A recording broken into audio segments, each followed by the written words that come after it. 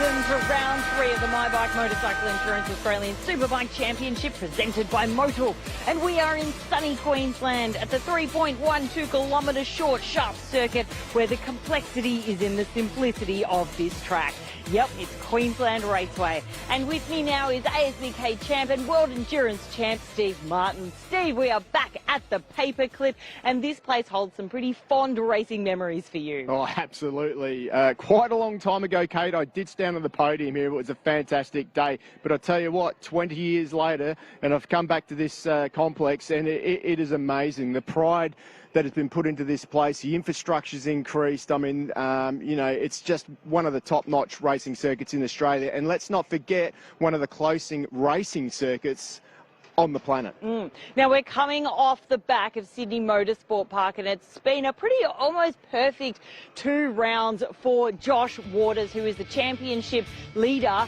Who can catch him and how can they do it? I mean, it's been an unbelievable run for Josh Waters. He's been the man to beat. People have been saying, oh, you know, Waters is too good, the bike's too good. But, you know, he has won all of the races so far this year, an incredible run. But as we've seen, that's not always going to be the case everywhere. We've seen that in the past. And here this weekend, he's struggling a little bit. Had an off on Friday as well. So, you know, it's not going all their way at the moment. So Yamaha Racing's Mike Jones, it's a little bit of a local track for him, and this is the place where he turned his championship around last year. Can he do it again? Look, he blitzed the field here last year. He had the length of the straight victory in both races. It was an incredible display by Mike Jones, and that sort of set his confidence up for the year. From that point on, bang, he was off. This year here, he's on the front row of the grid again, just behind Herfoss. An incredible qualifying for him, but speaking to him, he said, it's going to be a lot closer this year than it was last year, but expect him to be in the mix. Well, let's take a look at the championship points. And sitting in P1 is McMartin Racing's with Godsinger Josh Waters with a handy lead of 35 points, followed by a very confident-looking Troy Herfoss on the Penrite Honda. And in P3, GT Racing's Glenn Allerton. And taking a look at Saturday's Superbike qualifying, we were served up a new qualifying record in not quite perfect conditions. But that didn't slow down Troy Herfoss, who sits in pole position. A pretty good spot to be at in a track where passing is difficult. All right, well, let's head up to the box with expert commentator Phil Harlem.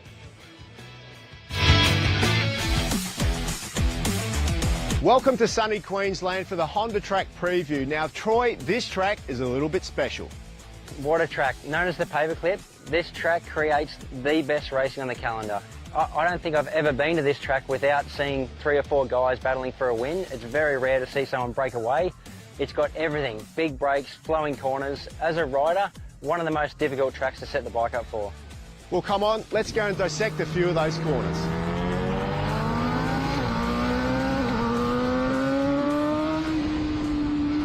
You need a good run through turn 1 to set you up for this corner here, Michelin turn 2. In my opinion, it's the most important corner on this track. It's a long corner, it's got high speed, and you need good bike balance. The track's also slightly off camber, so bike setup is super important.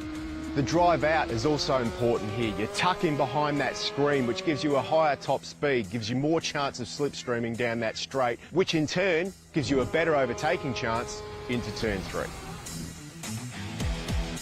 Okay, so we've exited turn 3, the big braking part of this circuit. We come to turn 4 and 5, which is almost like going to a complete different circuit. It's almost like Phillip Island, where you're on the edge of the tyre for a long time. You need a bike that's really efficient and easy to ride, and if you've got that, you can make passes into the race. But this part of the track is somewhere you have to really concentrate on to get that bike set up perfectly.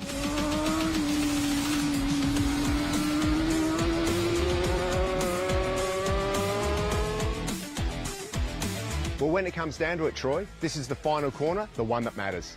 How exciting. I love the last lap battles that this track creates. We've got turn 6, it's point and shoot, which means on a superbike, it's about stopping the bike, pointing it to the finish line and having a drag race. What that's going to do, if there's 2 or 3 guys in the battle for the last lap on this track, is there's going to be passes for sure. There's going to be block passes where the guys run the guys wide, because all you've got to do is get to that finish line first. Oh, Queensland Raceway, it always provides great racing action when we're getting set for a big day of racing here at the circuit that's known as the Paperclip. So much work has been done here over the last couple of years and really elevated this circuit. And great to see the Aussie racing cars. They know their way around this circuit, making their way out onto the grid for their first race. Glad to be joined in commentary by Kate Nalari, who's joined me here for the Aussie race cars. Kate, pretty exciting day to see the Aussie race cars starting off this big day of racing action for the third round of the My Bike Motorcycle Insurance Australian Superbike Championships presented by Motul. Good morning and welcome to Queensland Raceway. These guys are absolutely pumped to be out here with the Australian Superbike Championship this year. So I know there's a lot of talk in the pits about they'll be hanging around and watching the races later on, but they haven't been here since 2019. Aussie race cars were last out in 2019. Well, that was pretty much the same scenario as when we came here last year. It was the first time for many, many years. So I imagine the lap record has got to cop a well and truly well-deserved shake-up this weekend. I hope so. So Joel Heinrich set the lap record back in 2018 at 120.22. He equalled that yesterday, so we might see it fall. Well, we're getting ready for their first race on today's program. They will have another race at the end of today's program as well for the Aussie racing cars. And good to see they've been updated with the current shapes of the Supercars Championship as well. Lots of Camaros and Mustangs out there. Yeah, Brad Ward, the category manager, has done a fair bit of work on the cars, I think, over COVID, and we've done some upgrades. I know they're running the Aero kit, which he worked on last year, so that makes the cars a little bit more responsive. So you've got a bit more room to, if you get a bit wobbly, hopefully you don't lose it, you don't end up in the kitty litter. Well, there also is a very strong relationship between the Aussie racing cars and also the Australian Superbike Championship, because under all of that bodywork there is a motorcycle engine lurking in amongst that chassis. That's true. Are they riders or drivers? Well, they got four wheels. I think they'll have to be drivers on this occasion as they come round through that very tricky part of the circuit that we heard Troy Herfoss talking about. The Honda corner turn 4 and then Yamaha Financial Services turn 5. It is the only left-hand corners on this entire circuit, and very, very important. And the Aussie race cars getting their tyres warmed up, getting ready for this race. You could also see the leftover remnants of last night's quite heavy rain. Yeah, we had a bit of a deluge, I think, between 10 p.m. I think it finished around 4 a.m. So it'll add a little bit of spice for the guys, that's for sure. Especially that part of the circuit where they come out onto the main straight, where there's a very slick-looking part of the circuit. Saw Brian Starring in morning warm-up on the MotoGo Yamaha getting very sideways on that part of the circuit. So it's going to be interesting to see what the Aussie race cars could do. There's someone getting a little bit sideways at the final corner on this Queensland Raceway circuit. There is only 6 corners. It's one of the hardest corners, or one of the hardest circuits in Australia to actually make up any time on. We've only got 6 opportunities, and coming out of Pirelli corner there and onto the My Bike Motorcycle Insurance start-finish straight is very tricky. Front row of the grid will be Lachlan Ward and Kent Quinn. Yes, Kent actually had a pretty abysmal start to this on Friday, but he's managed to get his car ready, put it on the front row, so hopefully he's up for the Masters Cup. So you can see a big field of 33 cars all the way back to James Ward in car number 13, back in 33rd position. And, yeah, James has had a couple of engines. I think he's had more engines than races this weekend.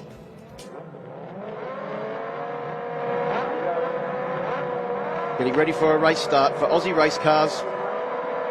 In the starter's hands, and we're away. Would look like a good start from pole position from car number 117, Lachlan Ward, as he makes his way down towards the turn 1 area at Alpine Stars corner, and takes the, well, we've got one spinning off already from a little bit further back in the pack.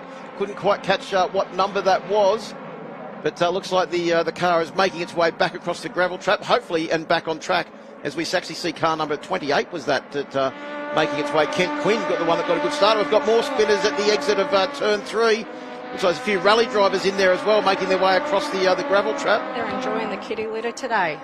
Well, they're sampling it very early as we see 25 Reece Chapman go down the inside on the Cool Drive machine, taking up the running from Kent Quinn at the front. Yep, we've got Lockie Bloxham in 3 at the moment. His dad also was a Aussie race car champion.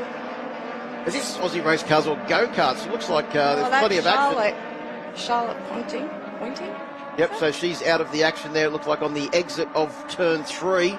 Ran wide, looked like a bit of bodywork come adrift there, so that could very well be the end of her race. I hope not. She's only just come back after a couple of years away, so she's an exciting driver to watch on track. Not sure what's happening because it looked like they may have been given it's a safety car. Safety car has been issued because there has been a fair bit of carnage on this first lap. We've lost probably about 5 or 6 vehicles off the side of the track. Safety car has come onto the track, so the driver's now just slowing down a fraction. And that's because car number 95 had run off the track. Just looking back through the field, Kate, looks like Joel Heinrich, the man that held that lap record, sitting back in 9th position when the safety car came out. Yeah, that's surprising, to be fair. You've got Brendan Madden in front of him. That's it. He's his rookie year. He's actually doing really well at this track. It's it obviously suits him. Now that could be the reason for the safety car, is that car that's stranded on the outside of turn 1. You can see it just there, stranded in the kiddie litter. Yellow flags being waved to indicate that we are under safety car conditions. What's the age range of the drivers in this category, Kate? Have you got any idea what the youngest and oldest drivers would be? I don't know who the oldest driver would be. I'm going to get in trouble here, but I would suspect it might be Jeff Waters or Ian Shivers would be the oldest. They'd be in their late 50s, I think. Oh, so it's still only young then? Yeah, they're young. Spring chickens is what I would say, but... There we go. We can see the replays there of all of those incidents on the first lap. Firstly, the one at turn 1 as they went down into Alpine Stars corner for the first time. Then at turn 2, again at turn 3. Charlotte Pointing there, losing her bodywork in the gravel trap on the outside of turn 3. That driver's now abandoned the vehicle at turn 1. Safety crew doing their best to try and get the race back underway again, and those cars removed from the dangerous positions. So the race is a 12-lap journey. All of these laps under the safety car will count towards the final tally of laps. We see a replay here. This is the pass for the lead at AMMF corner, turn 3. You can see down the inside there, Reece Chapman in the blue machine, taking the lead off our early race leader, Kent Quinn.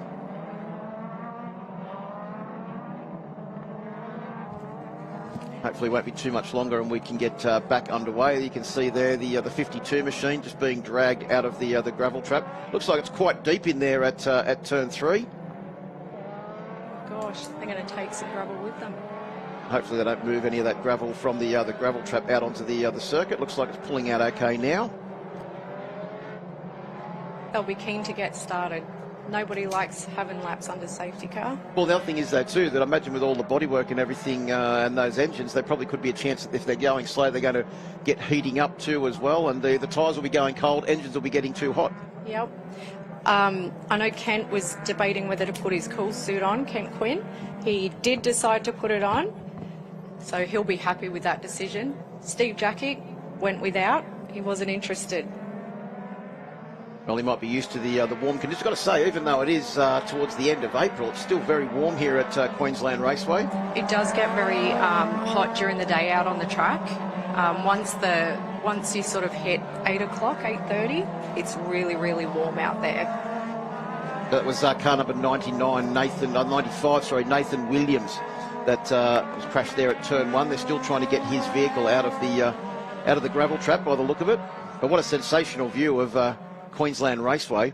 If we pan back around the other way, you might be able to get a view of the impressive pit complexes that are being built here at Queensland Raceway. Certainly a lot of new facilities going in here. Yeah, they've had some awesome upgrades out here. They've got a corporate suite, they've got the top deck bar, the super cheap sheds or garages in pit lane.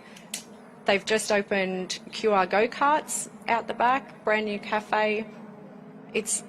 They've just done really amazing things to make sure everybody comes out, they're comfortable, and they just have an enjoyable day at the track. Yeah, I've got to say, well, last year we saw that the infrastructure was starting to be built. It's come a long way in 12 months, but a very different facility to what we were at back in 2019 when the Australian Superbike Championship was here for the last time. And one thing that is constant with Queensland Raceway is the great crowds that always turn out to watch the racing. The entry into turn 3, that little bit of track between turn 3 and also turn 6. The Pirelli corner is always a favourite there up on the bank. Yeah, we always get really good support for ASBK when they come out. It's probably one of our biggest events. So a lot of local support for the riders here. A lot of people taking advantage of the rooftop there on the new corporate facilities as well. You can see them there on both sides of the existing control building. Those people getting a great view up there from a couple of stories high of Queensland Raceway. Yeah, you get to see the whole track. I think that's one thing about this track that sets it apart from a lot of others, certainly in Australia, is that you can pretty much see the whole track from any vantage point. That's 100% correct, but also the fact that it always seems to provide close racing. It doesn't matter what the class is, whether it's Superbikes or Aussie race cars. We saw a pretty exciting race yesterday afternoon for them to get their weekend underway. And hopefully it won't be too much longer until this race gets back underway. They're keen, you can tell. They're waiting. Champing at the bit. I think they use a controlled tyre in this class as well, don't they, Kate? Yes. Yep, I think. Did see there's a lot of people over there at the Yokohama tent putting on tyres. Yep, anything to get an advantage out here. The interesting thing about the Aussie race cars is that in between races, they'll pretty much strip the entire car and reset it for the next round. It looks like they're still busy trying to keep those tyres nice and warm. The good news is that Nathan Williams' car has been removed from the gravel trap at turn 1. So hopefully they'll be able to remove that completely from the circuit very shortly, and we'll be able to go racing sooner rather than later. Yeah, hopefully we get 8-9 laps of racing. Looks like there's still a couple of the old bodywork shapes in there, ones that resemble Commodores, and is that a Mercedes even in there as well? Yep. Who's that coming in the back? They've taken off there. I can't see who it was. They used to have the old vintage one as well that was always a crowd favourite. You had it? No, one of the Aussie race cars there was the one that looked like an old vintage car. Yeah. They are just so popular. You don't, in my opinion, get as good a racing as this. Like, they have been the longest supported category. Oh, here we go. Here's a replay of the many incidents on turn 1 that has caused this lengthy safety car interlude. There is Williams going off at turn 1. A big spin. Looks like he may have been given a little bit of a helping hand. A little bit?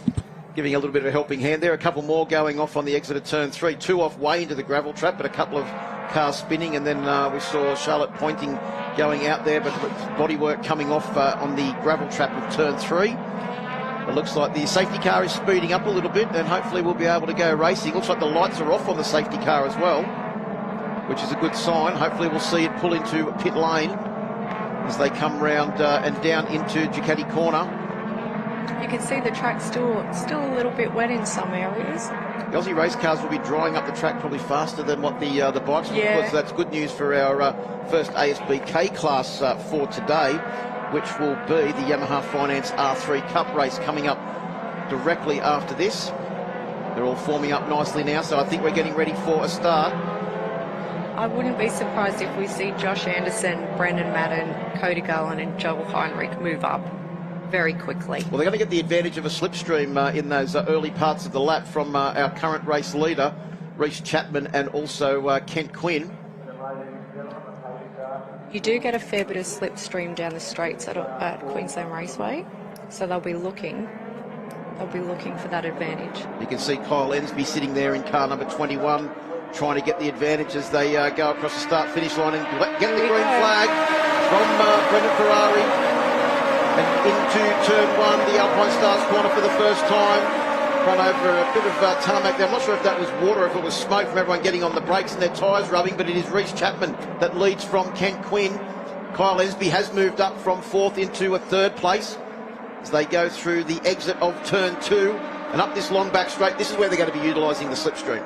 Yes, absolutely. This is a harder braking into the corners than what the Aussie race cars competitors are used to as well, which is probably why you've seen a fair bit of smoke yesterday. Seen a fair bit of smoke on that one as well. You can see the smoke pouring out of the wheels of that car. I think it might have been Ryland Gray or Bloxham back in the field in car number 24 or 47. But as they make their way down the Here we straight. go. What are we, 4 wide? Yep, 4 wide. It's the only sort of car you're going to get 4 wide around Queensland Raceway. Oh, big move there. That was a go-kart-esque move. Coming back in on the inside there from the driver. I think that was in car number 57, was it? Brandon Madden. He's moved up a couple of positions. There was a bit of a cart-off yesterday between Lockie Ward and Cody McKay over at the kart, so... Kyle Ensby into P2 as well now, getting the better of Kent Quinn on the brakes down into Ducati corner. It's nice to have Kyle back. He's been away having a family, and he's back. Hopefully we'll see him in the next few rounds as well. Oh, how sideways was our race leader, Reece Chapman, into turn 1, Alpine Stars corner on the start of lap 7. So 6 laps are completed of this 12-lap journey. I think we can safely say, Kate, that the final 6 laps, if we remain safety car free, are going to be a lot faster than the first 6 laps of this race. Absolutely. They'll be looking for any advantage they can get, and this is where you might see a bit of rubbing. We saw the slipstream then. I don't think that driver could have got any closer to the car in front before he's pulled out of the slipstream. And actually what's happening now is that Kent Quinn is actually falling back into the clutches of the marauding pack right behind. He's dropped back now. He was our early race leader. He's dropped back to about 5th position. This looks like just like the Yamaha Finance R3 Cup, but with 4 wheels. Oh, what's he doing? Letting people through all over the place. He won't be happy with that at all. And you don't want to get stuck in that middle pack. It's really hard to come back from there. I think that was Ryland Gray. Got the shoehorn out and managed to squeeze himself through on the entry to Honda corner, turn 4. So moving up a position. There's a big move from car number 91, Anthony DeMoro. He's just gone up a position as well. Joel Heinrich's still in 9th. He hasn't made a move yet. Well, and Kent Quinn is dropping back through the field. You can see his car got a little bit more pace in a straight line than car number 13, James Ward, was able to pull away from him. But James Ward looked like he carried great corner speed out of Pirelli corner. Here's a replay now. We can see that move up the inside from DeMoro in car number 91. Almost tags the back of the car in front, car number 16 of Joel Heinrich. So Joel Heinrich's got well, he was the previous lap record holder, but he's got his hands full at the moment just trying to keep the car on track. Yeah, he's got to get up there. So down into AMMF corner, turn 3 we go. The one thing that's been the constant in this race, Kate, is that Reece Chapman has remained trouble-free out front. He's got a very healthy buffer in between him and the rest of the pack that are constantly swapping positions. Yep. I think we'll see Josh Anderson start to make some moves. Joel Heinrich will make some moves. Cody McKay's back a bit further than he is usually. I think Brandon Madden's making some big moves at the moment. You can see him take a very tight line into turn 4. He was confident running in over the very wet tarmac on the inside of turn 4, and it's meant that he's moved up a position as well. He's done some really impressive racing over the last few days out here, considering this is his rookie year with Aussie race cars. I think he's going to be one to watch. Certainly the indication at the moment as they make their way down the straight to complete 7 laps. Great close-up there of car number 21. Oh, sorry, we're on the final lap, so that must have been a bit of a delay there with the... this race has now been reduced from 12 laps to 8 laps. Make sure that we stay on track with the program. Up the back straight we go for the final time. It is still Reece Chapman in car number 25 that leads. Cody Garland, and the big mover in this race has been Kyle Ensby in car number 21. Searching for try and move up one further position in the final lap of this race. He's a seasoned competitor. I think he might be able to pull it off. Is it a case of the cream always rises to the top, and down the back straight we go into turn 4. Can he pull up an overtaking manoeuvre on Cody Garland? They're too close. They've closed right up on Reece Chapman as well. Bit of contact behind. Bit of contact, bit of smoke in that battle for about 5th position all the way back to about 11th or 12th. You can see Brandon Madden in car 57 in the middle of that. Down to the final corner we go. It is Reece Chapman that leads them through the final corner.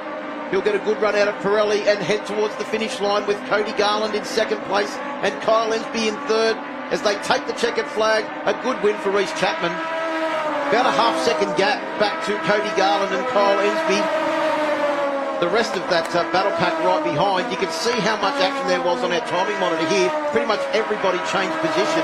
In the end, it was Lachlan Bloxham that took out the fourth position from Josh Anderson in fifth, Brandon Madden in sixth, Heinrich in seventh, Anthony DeMoro in eighth, Rylan Gray in ninth, and James Ward rounds out the top 10 of this massive field. But I think we still had 30-odd cars made it to the finish line.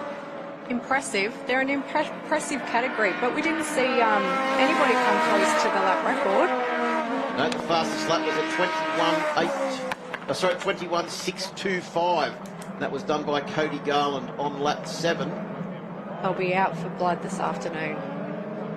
It'll be on. You couldn't ask for a better win than that from Rhys Chapman, to be fair. He led pretty much. All but the first two corners, pretty much, really, wasn't it? It was turn 3 where he took the lead and was never relegated from there. So Rhys Chapman takes the win by 0.749 of a second over Cody Garland, with Kyle Ensby in third, Lachlan Bloxham in fourth, Josh Anderson in fifth, Brendan Madden in sixth, Joel Heinrich in seventh, Anthony DeMuro in eighth, Rylan Gray in ninth, and James Ward rounds out the top 10. We've got Ken Quinn in 11th, just outside the top 10. Sheridan Phillips 12th, Cody McKay, Matt Gooding, Brendan Tucker. 16th, we have Dennis Butler. 17th, Cody Brzezinski. And 18th, Scott Dornan. Jeff Waters came in at 20th. Brent Thompson at 21st. 22nd, Andrew Cornish, Nathan Locke, Michael Barch, Ian Shivers at 25. Keith Bensley and Andrew Lugelli for 26 and 27. Super Sprint, Steve Jackick at 28, Todd O'Brien at 29, Charlotte Pointing, obviously not the race for her. No, not the race that she wanted, but motorcycle racing fans will notice a couple of very common names in there. The Corrish brothers out here doing a great job this weekend, synonymous with motorcycle racing. But in that race we saw the Green Machine get the run down in towards turn 1 for the first time, then this massive spin-off at turn 1. There was another one at turn 2 on the Honda Highlights, taking a lot of action and a lot of cars out of the action on the first lap of this race. You can see them all there at turn 2, going the long way across the gravel trap. But that was the race-winning move from Rhys Chapman. Turn 3 on the first lap. Then the safety car came out because of this incident. Charlotte Pointing was trapped in the gravel trap at turn 3, along with the the driver at turn 1 as well. We did have an extended safety car period. Then the race got back underway and Rhys Chapman was never headed. He led into Alpine Stars corner, turn 1, and left the rest of the drivers to battle the minor positions out for themselves. Some good battles though back in the pack. Great racing. Happy to have him back. It'll be an interesting last race for them. It'll be a close race. Yeah, car number 91 there, Anthony DeMuro, right in the middle of the action. Brandon Madden also doing a great job in car 57, the black, white and red machine. A few little bits of contact back there. You see car number 47 doing a great job, Lachlan Bloxham. He made his way up to 4th position, but no one can challenge our race leader, Rhys Chapman. He took the win by 0.749 of a second and gets his Sunday underway in very good fashion. Plenty more action coming up here from Queensland Raceway. Podium for the Aussie race cars up next.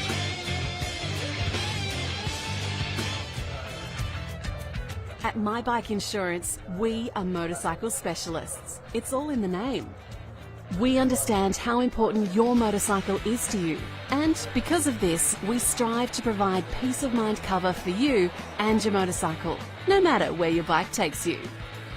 Visit the My Bike website for a quick and easy quote, or call the My Bike Insurance team on 1300 780 446 today. For us, the journey is not about the destination. The journey starts long before we hit the road. The gear we wear, the way it feels, and the safety it brings. Some say the journey never ends, but it has to start. Start your journey with AMX Superstores. Why? Because we ride too. Enjoy the journey with AMX Superstores.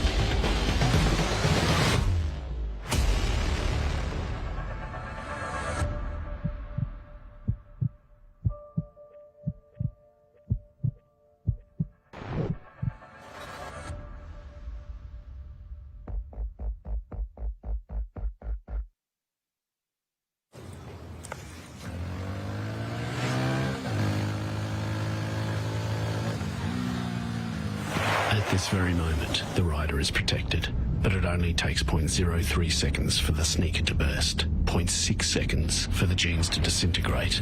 Then, like a human crayon, his flesh is shredded by the coarse bitumen.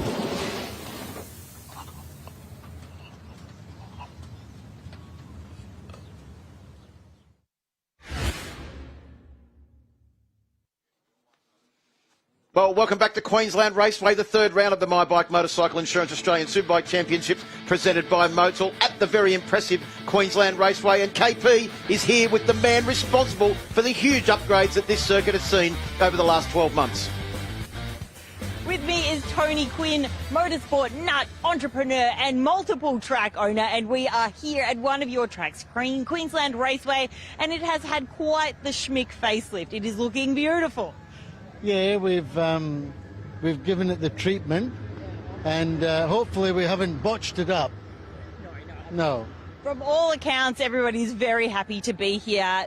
The spectators as well. The viewing here is incredible. You can see the entire track. But isn't it great to have the Superbikes back? Yeah, look, I mean, we had them back last year, and they were one of the best events we had here last year. And the reason I say that is that it's quite unique in as much as it's a whole family atmosphere. I mean, there's little kids and big kids, and they're all going hard. And it's just around the pits, there's families and mums and dads, and, you know, they've little tackers with leathers on, and you think, you know, they've just got out of the pram, and, you know, now they're racing motorbikes, and they're racing, and it's really good. Like, unashamedly, I think I've missed motorcycle racing for so long, and I've only just recently got into it because Josh, our general manager, he's a ex-bikey kind of guy, not bikey, motorcyclist. Whatever. Well, we're all big kids at heart, Tony. Thank you so much for having us, and thanks for chatting. And it's lovely to have you here, and come back again, and again. Done. Right. Thanks, KP. Great to hear from Tony Quinn. And yes, very impressive upgrades, Tony. You have certainly not botched it up. Well, another person that's great to see back at Queensland Raceway is Ant West. He's been busy racing in the World Endurance Championships, but he's back here at Queensland Raceway, and Steve Martin caught up with him.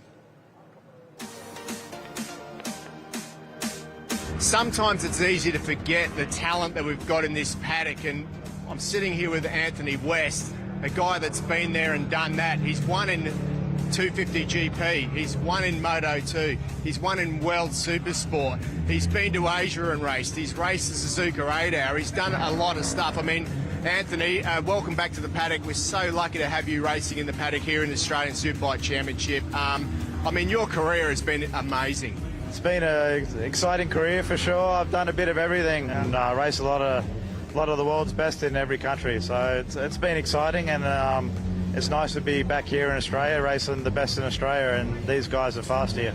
I mean, you just finished 24 hours of riding around Le Mans. Now that's an achievement.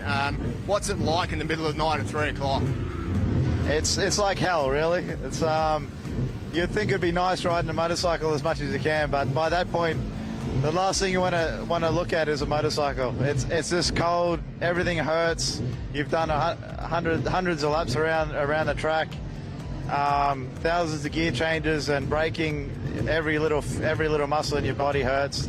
And then when you get to like that point of the race at night, 3 a.m. and it's dark and there's mist coming over the track, it's unbelievable.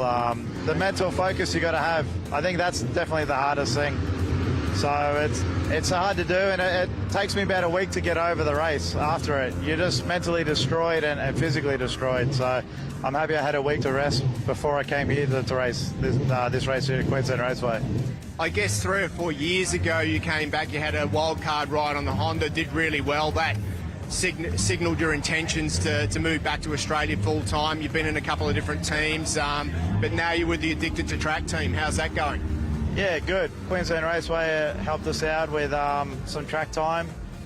They've been really good to us, and Addicted to Track, a really professional team. So I'm happy to be here with them. This is our first race in the ASBK with them, and we hope to do a few more. But so far, feeling good on the bike, and it's nice to be out there. All right, well, thanks a lot, Anthony. Great to see you back in the championship. Thank you very much. Thank you. Someone else who's done a hell of a lot of international racing is Troy Bayliss of Desmo Sport Ducati. Troy, you actually haven't raced here though? No, I haven't, Kate. Done a handful of laps and yeah, not so much experience here, but the facilities are always improving. It's been really good to see all the upgrades that have been happening. We're here for this round, and the action so far has been intense. Everyone's going so fast. It's been really good to see that all of the classes are on lap record pace or under, and I think we're going to see some interesting racing today, very close racing. Yeah, definitely. I mean, just looking at the top 9 on the grid of Superbikes, it is so tight. Yeah, it's so tight. And for us, we've got Brock starting out of P8, but honestly, we think he's good for to fight around the 5th place position unless we can find something to help him even more. But it's looking like it's going to be a great day of racing.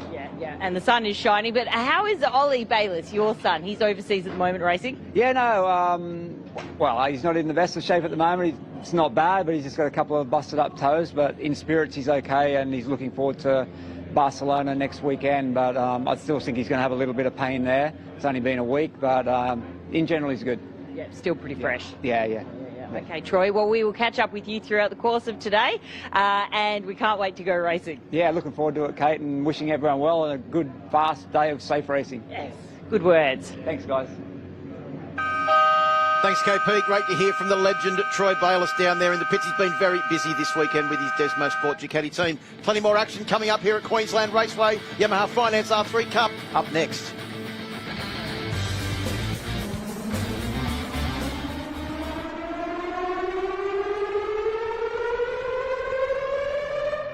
Passion. We don't rest on our laurels. We're always innovating. We are always challenging ourselves.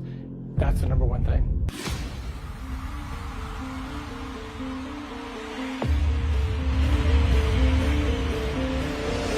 People get into this sport because they love it. If you stay committed to it, everybody's going to reap the benefit of that in the future. I've never crossed the finish line with anything besides a Dunlop tire.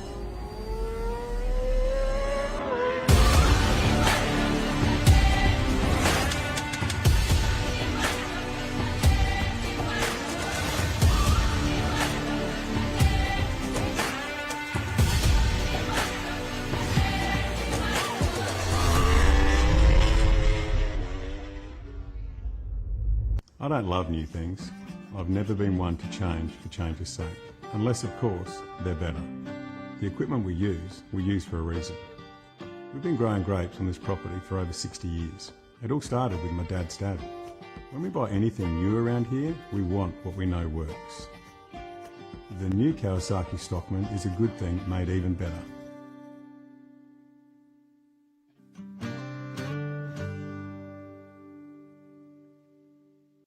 Is that it?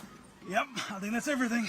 Whether you're heading off past Bonnie Doon, It's nothing like getting back to nature. what? Rounding up the girls on the farm, Come on, girl. Come back here. exploring waterways with mates, Thanks, driving. working on your dream approach. Now just gently press down the accelerator. Gotcha. Kick-starting your motorcycle obsession. Living your wildest adventure. Racing each other through single track. Hi, Dad. What's for dinner? Or bringing that trophy catch back for the crew. Hey guys, hope you're hungry. There's no better feeling than sharing it with mates on a Yamaha. United by Yamaha.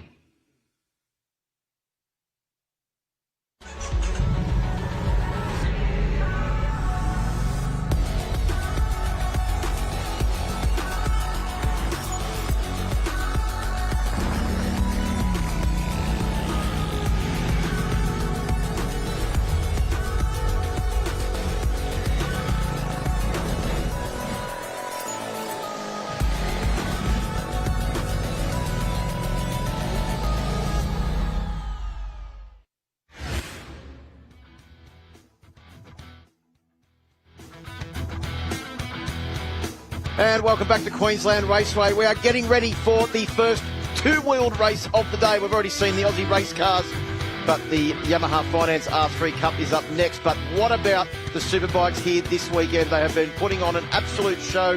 Troy Herfoss has lowered the best lap of Queensland Raceway yesterday, doing a 107.655, which was 2/100th of a second faster than Mike Jones was able to accomplish last year. Wasn't his fastest lap of the weekend though, Steve, because in practice he actually went faster than what he did in the qualifying session. Yeah, he certainly did. He also did that time on his second run on the same tyre. It was the last lap of the qualifying session, so pretty impressive stuff for Troy Herfoss. And I tell you what, if there was ever a man on fire, he's on fire this weekend. Speaking of men on fire, Brandon Demery comes in here with a pretty handy points haul from the first couple of rounds in the first round of the championship, riding his machine. Time to quickly duck down to pit lane. Crew Halliday is down there with KP. Yeah, I've got Crew Halliday here. We're relaxing. We're taking it easy prior to racing. You've got the pins out there looking pretty pasty white. Yeah, they are pretty pasty white. No, just, slopping around out here, just trying to relax. We got an hour to go. Probably grab something to eat soon and, probably just start talking to the guys what the game plan is. It's pretty straightforward. There's not really much of a race plan to go there. This place, you basically got to race how it comes to you. And, it's going to be interesting. It's going to be hard. Everyone knows it's going to be quite difficult to pass here because everyone's going so fast. It's going to be such a minute moment to pass and to get it smoothly without losing time to the next guy in front to progress in the race. But, everyone's in the same position. It's going to be tight. Yeah, well, I guess you are on that front row, so that's a pretty handy place to start. But how are you feeling? Because I know you've had a flu for at least a week. Yeah, it's, last weekend knocked me around pretty bad. Just every time I sniffle, it just give yourself more of a headache. But, once you get out there racing, it sort of goes. At the end of Friday, I think Friday's the most strenuous day on our body, and I think we racked up like 70 laps or something on Friday practice, and I was feeling a bit worse for wear, but, yesterday you sort of get a bit of a break because it's just basically qualifying. You do probably five or six laps here and there, and I feel a lot better today than I did Friday afternoon. So hopefully I sweated it all out, and I should be fit for both races. Excellent. Well, thanks for chatting, Crew. You go relax. We'll see you on the grid. Thank you. Thanks, boys. Yeah, thanks, KP. Great to hear from Crew Halliday down there. He wasn't that happy with his qualifying performance yesterday because, by his own admission, Steve, he was overriding the bike and actually managed to run off the track twice. Even more impressive that he still managed to end up on that front row of the grid. All he needs to do now is replicate those great starts he got at Sydney Motorsport Park, and he's going to be well and truly in the mix as we get underway for the first of our Alpine Stars Superbike races in, as you heard, just over an hour's time. Yeah, it's certainly going to be interesting. Interesting was a way you could also describe the Yamaha Finance R3 Cup race yesterday afternoon, because we saw a little bit of history made when Marcus Hamod on the Motor City machine scored his first ever race victory at a national level. He backed it up and did the same thing again in Supersport 300. And he's looking to try and make that 3 race wins from 3 starts here at Queensland Raceway. As he pulls up into his grid position, he's actually starting back on the 3rd row of the grid. Gives you an idea of how tight this class is. Cameron Swain qualified on pole position with a 1:21.131. A very impressive lap time for the former champion in the Oceania Blue Crew Junior Cup. Got a few Blue Crew Junior Cup champions in this race, with Harry Watts on bike number 14 back on the 4th row of the grid as well. Interestingly, the track's been declared wet. We had a rain shower last night. We've had the Aussie racing cars out this morning, but obviously they take a completely different line. They have dried the track up somewhat, but as you can see, it's quite flat here, so there still is quite a few puddles around, and the cars do take a different line to the bikes into the corners. Basically, the cars enter a lot wider. You can see on the apex there of Michelin Corner that it was wet right on the inside there. A few blotches here and there. These guys are just going to have to be careful that they, that they stay in line and they have a real good look in these siding lap and warm-up lap. They're heading round through turn 3 now, and as they head towards turn 4, which we heard in the Honda track preview is a place that Troy Herfoss loves, it is also one of the places where it's probably the most water on the track. Let's have a look at that grid. It is Cameron Swain, Brodie Gork and Henry Snell that will start from the 1st row of the grid, with Valentino Nezovic, Brandon Demery and also Jai Russo that start out of row 2. Yeah, Marcus Hamod, the winner yesterday. Sam Pizzetta, Ryan Larkin in row 3. Row 4 is Watts, Simpson and Lowe starting out of 12th. Yeah, Lachlan Lowe is a very interesting story. First time he's been racing in the national level and doing a great job this weekend. Row 5 is Cooper Roundtree, Knight and was that Riley Gilbert from South Australia. Yeah, massive field, and I tell you what, all of these guys are going to be together out there on track, Phil. This is going to be a very, very close race. So it's Ryder Gilbert, not Riley Gilbert. Riley Gilbert is the guy that used to be in your team. Yes, that is Steve correct. Martin. That's why I had the name on my mind. But Ryder Gilbert is from South Australia as well. So we're getting ready for a race start. Yamaha Finance R3 Cup. Second race of the weekend, first race of the Sunday program for these impressive juniors. Well, impressive juniors, and Brandon Demery still could be considered a junior. He's one of the veterans of the class, but he's still only in his 20s. We're ready to go racing. Sam Phillips leaves the front of the grid. Yamaha Finance R3 Cup. R3 Cup is go. Big wheelie from Swain, but he's managed to go forward as well as upwards as he launched off the line and makes his way down to Alpine Stars corner for the first time. Looked like a pretty good start there from Henry Snell on board bike number 12 as well. He'll slot into second position. Keep our eye back in the pack to see who's moving. Looked like Cooper Roundtree didn't get the best of the starts and has dropped back quite a few positions as they make their way through turn 1 for the first time. You can see them get set now, Steve, for the long run down the back straight. Yeah, absolutely. It's Swain that leaves. Yesterday's winner, Marcus Hamod, just back in the pack there on that blue bike. He's still in 7th, so work to do for him. Sam Pizzetta is making his way forward as well. Just looking up the inside, there goes Pizzetta. Yeah, I think that was bike number 25. That's gone in there. Who's that? That's bike number 72. That is Ryder Gilbert, who unfortunately has come off at the entry into AMMF corner, turn 3. Yeah, you can just see there the wet on the inside where they do go to overtake up the inside. Perhaps he's hit a little bit of a wet patch or something like that. Got to be super careful, let these tyres warm up. Yeah, they certainly won't be going into turn 4 abreast or 5 abreast like they were in yesterday's races. Not for a little bit at least. No, we've got, looks like Henry Snell and also Brodie Gorth, the Megacycle race team riders out the front, dominating the first lap of this race. As they come round to complete that first lap, Cameron Swain back there in 3rd position. Where is Brandon Demery? He's always lurking with intent. He's right there in 4th place. A little bit of a gap, but I wouldn't let that worry him at the moment. He's going to close that down pretty quickly. Use that slipstream effect. We heard you guys talking about the slipstream effect in the cars. Well, it's even bigger help on these R3s. Well, you can see Brandon Demery there closing right into the back of Cameron Swain. Of course, Brandon Demery picking up a new sponsor this weekend, Surface Clean Australia, helping out bike number 11. But look who is charging forward. It is bike number 13, Marcus Hamod, yesterday's race winner that has made his way up into 3rd position now on the Moto City machine. And also coming with him as well is Jai Russo. They both live in the same part of Australia in Wollongong, south of Sydney, and they're both on a charge at the same time. Russo, keep an eye out for him on board bike number 32. Yeah, Lincoln Knight also went down in that crash on turn 3, the AMMF corner a lap before. So he's picked the bike up and he is resuming, but he's at the back of the pack now. Through the Yamaha Financial Services corner we come, and then down this final little straight that leads us to the Ducati corner. As Henry Snell goes back into the race lead, Hamod moved his way up there on bike number 13. You can see him there. Brandon Demery still sitting in a good position. You can see Jai Russo there on board the yellow and black machine, sitting back in about 5th position.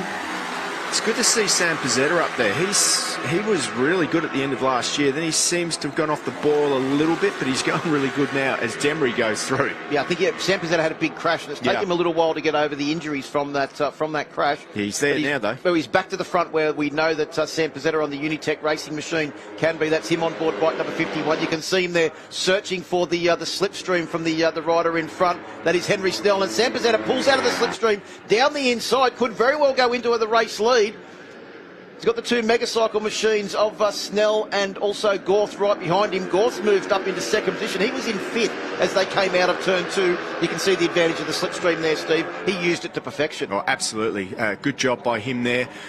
Cam Swain, who we thought would be further up, is back in 7th at the moment in that second group.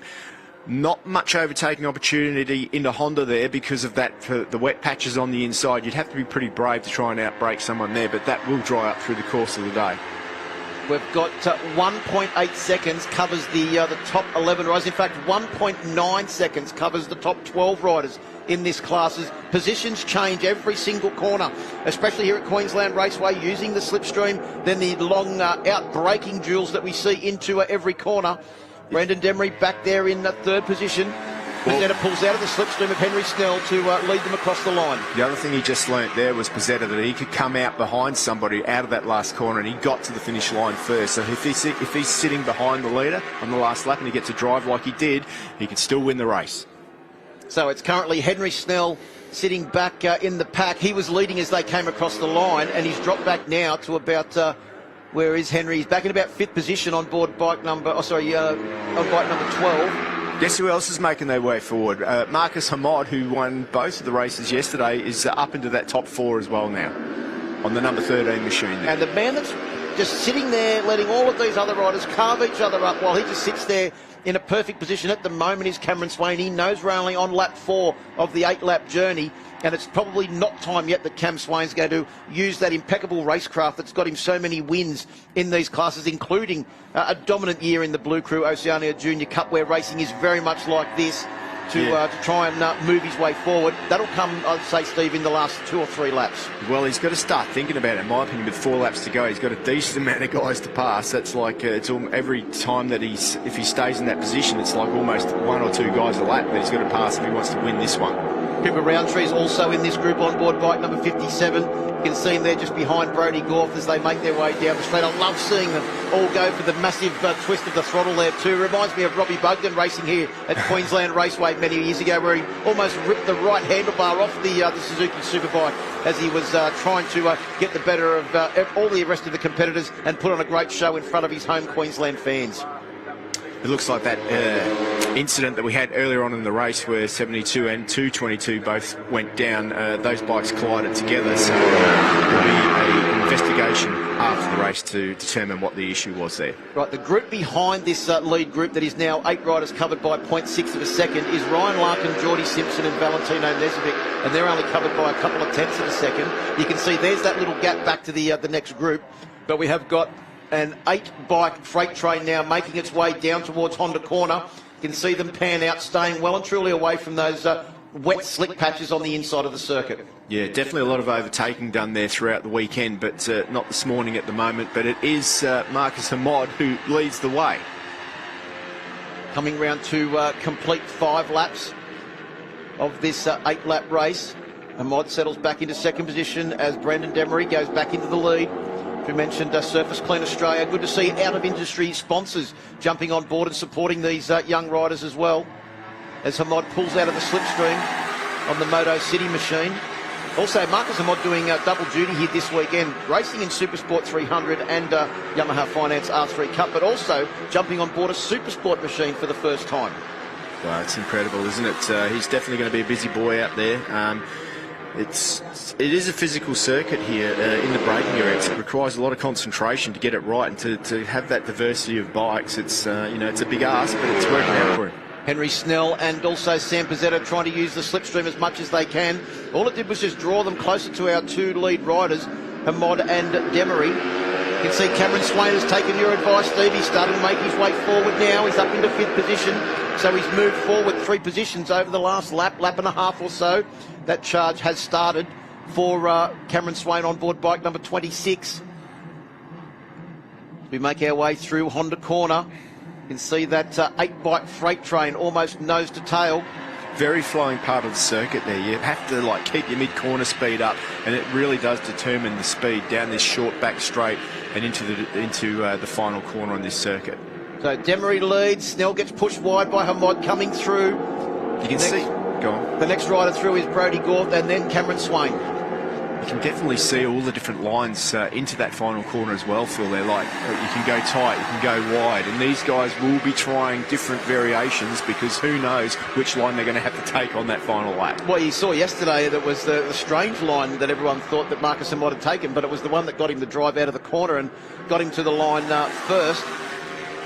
So it is Snell, Hamad, Demery, Then it's Brodie Gorth sitting there. He was obscured by Henry Snell as the Megacycle machines almost worked as a pair. Into the lead goes Brodie Gorth on board bike number 25. Here comes Cameron Swain down the inside. Used the slipstream, the multiple bike slipstream there to absolute perfection. Has he been able to get the bike stopped and turned? He ran a little bit wide. What that's going to do is square the corner off, and he's probably got great drive down the straight now as he heads towards Honda Corner. And this will be 7 laps complete. They get the last lap board, Steve, at the end of this lap. And Cameron Swain, he's got back to the lead right when he needed to be, so challenge for that race victory. Well, he certainly has, but maybe he's gone slightly too early because we know how easy it is to slipstream past here. So he's in the lead. He probably needed to be second or third at this point of the race so that when his turn come to be at the front, he was more near the more at the end of this next lap to battle for the win. Let's see what happens, but Swain hasn't won this yet. There's a lot of competition in this one. Last lap board is out for our race leader, Cameron Swain, as he comes to the start-finish line. Gorth in second, Pizzetta in third. You see Brandon Demery. He's the one they should all be worried about because he has got the racecraft. He's the most experienced rider in this field. He's just gone from fourth to second as they go through turn 1, Alpine Stars corner for the final time. Yeah, that was a beautiful dive up the inside by Demery there. Held his breath, held the throttle on a little bit more. Perhaps it was wet on the inside there, but he didn't care. He just went straight through it and dove up the inside of Pizzetta. Right, down into the AMMF corner we come for the final time. It is Demery that takes the lead with the advantage of the slipstream, but the big battle is on the brakes, and it looks like it could be Sam Pizzetta that leads them. Demery's tacked the back of Pizzetta's machine, and he's gone wide. He's dropped nearly to the back of this 8-bike freight train. So I think Demery is out of the equation for the race win. Pizzetta will lead them as they come towards turn 4. And Swain is now in the perfect spot in that third position. If he can just hold it together. Is that Demery up the inside, making up all those spots? There was someone that forgot to use the brakes completely, Steve, as they came in towards turn 4. Onto the final straight now. We come down towards Ducati corner. Out of Yamaha Financial Service, and it's Pizzetta that leads. Gorth positioned himself. Cameron Swain coming down the inside. Demery's gone around the outside. There's no way he can get that bike stopped. He's going to get a good drive out of the corner, but it's not going to be good enough for a podium position. It is Pizzetta that leads them onto the start-finish straight. Brodie Gorth trying to use the slipstream. Marcus Hamott as well as Cameron Swain, and they all come to the line. I think Pizzetta was able to hang on. What a great ride from Sam Pizzetta. What a return from injury for the Unitech machine. Yeah, what a brilliant ride. It's so good to see somebody like that when they come back, and you can see they're struggling, and he's certainly back on top of form. Well done, Sam Pizzetta. Brodie Gorth as well, and Cam Swain right up there. Marcus Hamott, he'd be happy with fourth if he hadn't won 2 races yesterday. Well, 0.183 of a second Marcus Hamott was behind the race leader. He doesn't even get on the podium. That is Yamaha Finance R3 Cup, because as they came across the line, Steve, it was 0.021, the eventual winning margin for Sam Pizzetta. Cameron Swain 0.058 of a second behind our race leader Sam Pizzetta. Fastest lap of the race went to Marcus Hamott on the last lap of the race. He couldn't have done any more, a 1:22.179, and didn't quite make it to the podium. Wow, what a race. What a great way to get two-wheeled action started here at Queensland Raceway. There's the confirmation of your results. Pizzetta takes the win. Brodie Gorth in second place, and Cameron Swain will join those 3 on the podium. Marcus Hamott in 4th, Brandon Demery in 5th, Henry Snell in 6th, Cooper Roundtree in 7th, Joe Russo in 8th, Lachlan Lowe, a great ride from him in 9th position, and Valentino Nezovic rounds out the top 10. Harrison Watts in 11th place, Ryan Larkin in 12th. Time for some Honda highlights now, Steve Martin, and wasn't there some? It was a great start there from Cameron Swain, who got off the line well. So did the Megacycle machines of Gorth and also Henry Snell. Through turn 1, everyone made it through there safely, and then they pinned their ears back and went straight for turn 3. Yeah, it was Henry Snell, Marcus Hamott up near the front there, Pizzetta around the outside. Then there was this incident which slowed things down between numbers 222 and 72. Yeah, that was Lincoln Knight and Ryder Gilbert. Lincoln Knight was able to get the bike going again, but not for too much longer, and Gilbert was out of the race. There's one of the big moves at the final corner, Ducati corner, and it was Henry Snell that took the lead at that position. But we saw the usual protagonists at the front. There was Sam Pizzetta, Brodie Gorth, Cameron Swain, Hamott, Demery, Snell, Roundtree. Joe Russo was also in that battle as well. Positions changing every single corner.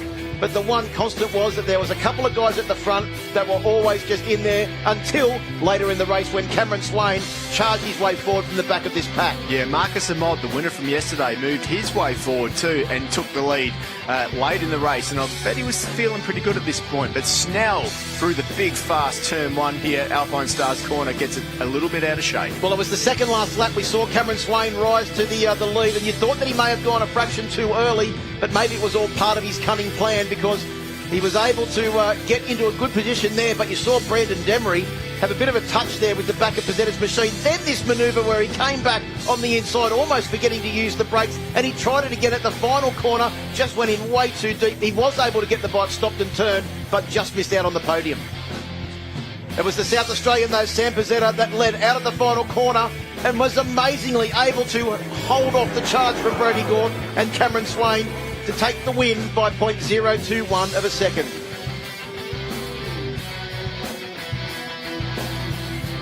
There's your championship points, 104 for Brandon Demery, 97 for Cameron Swain in second position, and Brodie Gorth rounds out the top 3 on 89. Marcus Amod, after yesterday and today's races, has clawed his way up into 4th position, only 1 point off the top 3. Yeah, it's absolutely very tight at the top, isn't it, with Henry Snell on 84 points, Joe Russo on 80, Sam Pizzetta on 66. Time to head down to the AMX Superstores podium. KP is with our top 3. Yes, in P3, Cameron Swain. You look a little bit disappointed, but really important championship points. Yeah, it's important championship points. I clawed a bit back on Brando on that one. You know, that's all that matters. Just keep getting points every race. I'm a bit disappointed I didn't get the win. That's what I'm here for. You know, I want to win this weekend. It's my home round. I've had pace all weekend. I've got pole, topped a lot of practices. But anyway, I'll try in the next one. But I'd like to thank all my sponsors in Impella Museum, Event Services, OP Racing, Dave Fuller from Advanced Rider Training, Pirelli, IDM Global, Yamaha, Recondi, Pirelli, Dux Moto, Athlete Bike Shop, UBX, Athlete, Diesel Power Systems, and IBM Racing. Thank you. Thanks, Cam. We'll see you in the next race. Thank you. And in P2, Brodie Gorth. Pretty chaotic out there, but well done on the P2. Yeah, it's crazy out there. Yeah, thank you as well. Yeah, no, it was a good race. You know, battling all race, went from the back of the pack to the front, and just timed it just a little bit short. Just got second, but overall happy. And I'd just like to thank all my sponsors like Condi, Racing Road, Motul, Pirelli, TCX, AGV, Mum and Dad, everyone that's helped out this weekend. Thank you. Good luck for the next race. Thanks. And in P1, returning from injury, Sam Pizzetta, all the way from South Australia. You've got to be happy with that win. Yeah, very, very happy. The last 2 rounds have really been mentally challenging for me and just a massive learning curve. So it's been amazing with the support from my team, my family, my friends, everything just helps me out so much, and now we'll be able to get back on top, which is so good. And I just want to thank Anthony, especially Global Access, PowerCell, and all my other sponsors, Unitech Racing, the whole team, everyone just took. It wasn't just me, it was everyone that made this possible, and yeah, just thank you. Yeah, great work. Thank you. Well, congratulations to the Unitech Racing team and Sam Pizzetta. What a fantastic effort from them. Plenty more action coming up from Queensland Raceway. Back shortly.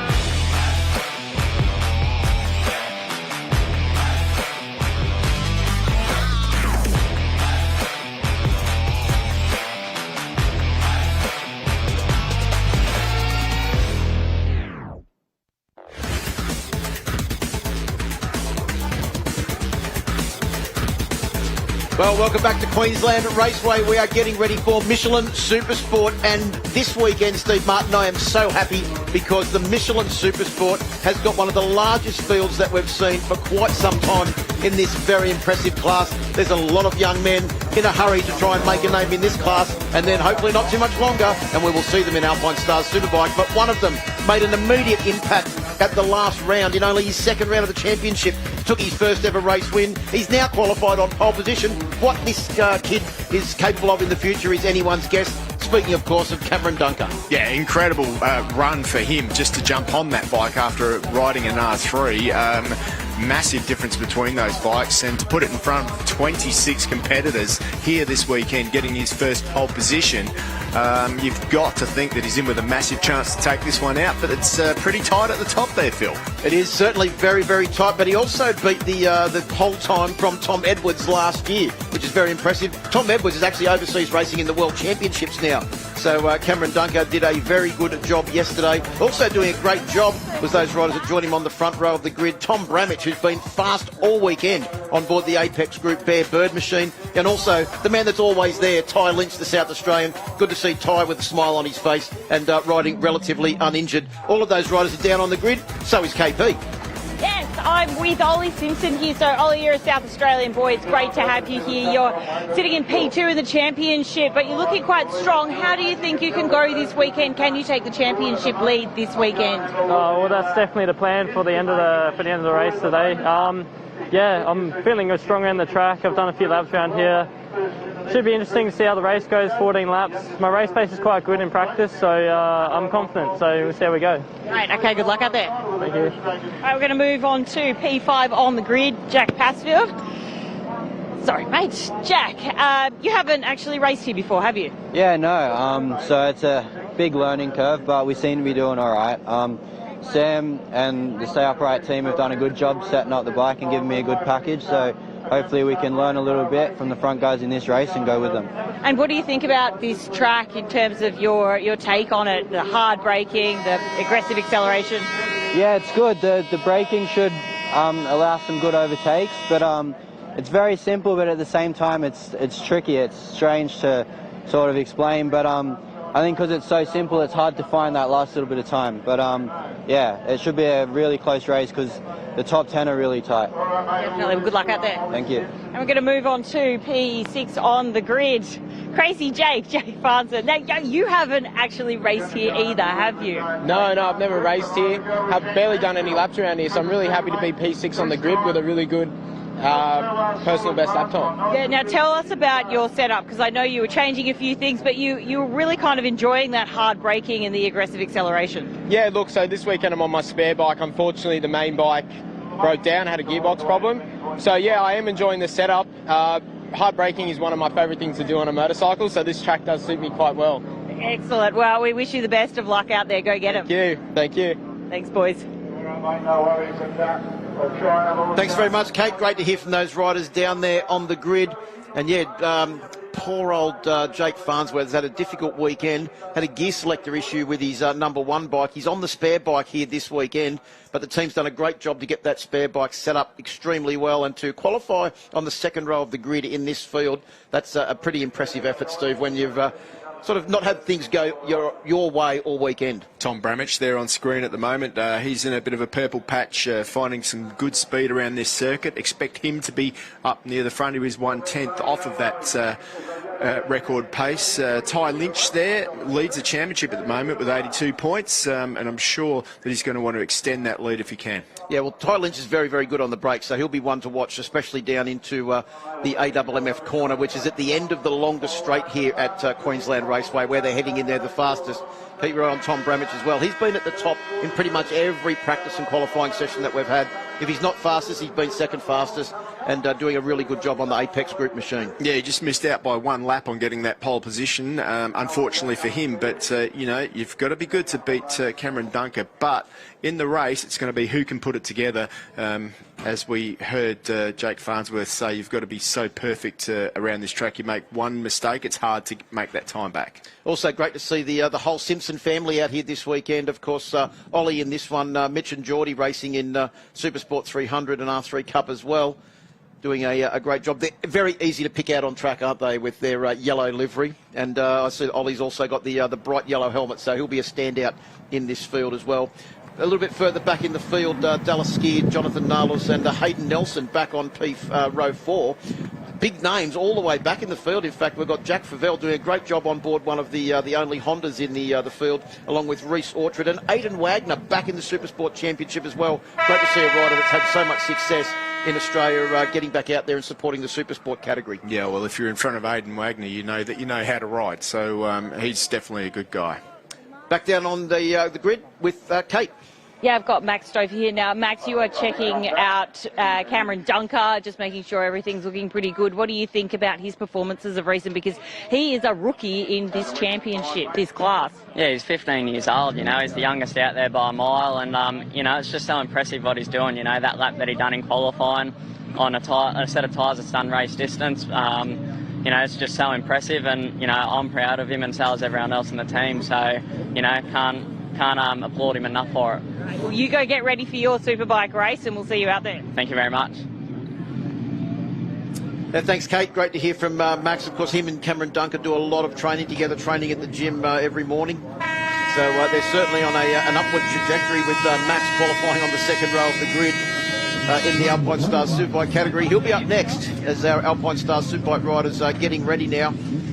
But what a way to run into the Alpine Stars Superbike with this Michelin Supersport field. Look at them, Steve Martin. Look how far back on the grid they are stacked up in this very impressive Supersport field this weekend. 26 bikes out there, Phil. A massive, massive field. And 26 bikes into that first corner up ahead is not going to go too easily. So it's going to be a very interesting first lap. The start is going to be super important here at this one. Having good brakes is going to be super important at this one. In fact, tyre wear is less important than brake wear at this Queensland Raceway circuit. Yeah, not just for the Supersport bikes, that's what all the Superbike riders are talking about as well. As we're nearly ready to go racing, just the final people coming off the grid, and the access points will be brought in. Head off on one final sighting and warm-up lap before the riders get ready to get the green, get the red light and go racing here as Sam Phillips directs them off on their sighting and warm-up lap. Making their way down towards the Alpine Stars corner for the first time. It's a tricky first corner here too, Phil, off the start, because it's actually quite open. So you can dive in there quicker than you might think under acceleration. So you can make or lose a lot of time and spots in that first corner on the first lap. So you've really got to have your wits about you. Well, there used to be a big bump on the way in towards turn one. Now it looks more like a bit of a dip as they go through there. Let's have a look at your impressive grid. On pole position is the impressive Cameron Dunker on board bike number 3, joined on that front row of the grid by Tom Bramage and Ty Lynch. Second row of the grid, Ollie Simpson, Jack Passfield and Crazy Jake Farnsworth. Sean Condon back into the championship. Good to see Scott Nicholson there in 8th. John Littress, last year's champion, in 9th. Yeah, John Littress took a race win here last year as well. Dallas Skier on board bike number 86. Jonathan Nalos picking up sponsorship during the week from Alpine Stars as well. And Hayden Nelson on the 279 machine, doing a great job back on road 4 with Jack Favell, Reece Orchard on the ESG machine, and Aidan Wagner. Great to see Aidan back in the Supersport Championship. Yeah, it's going to take him a little bit of time to find his way back onto a 600 after racing a Superbike for so long. Glenn Nelson, Tarbin Walker, Benny Baker's out there too. After Baker, we've got Luca Durning, Hunter Ford and Mitch Simpson, Declan Carberry, Malcolm McLaren Wood and Marcus Hamod, Noel Mann and Mitch Kuhn rounding out the field.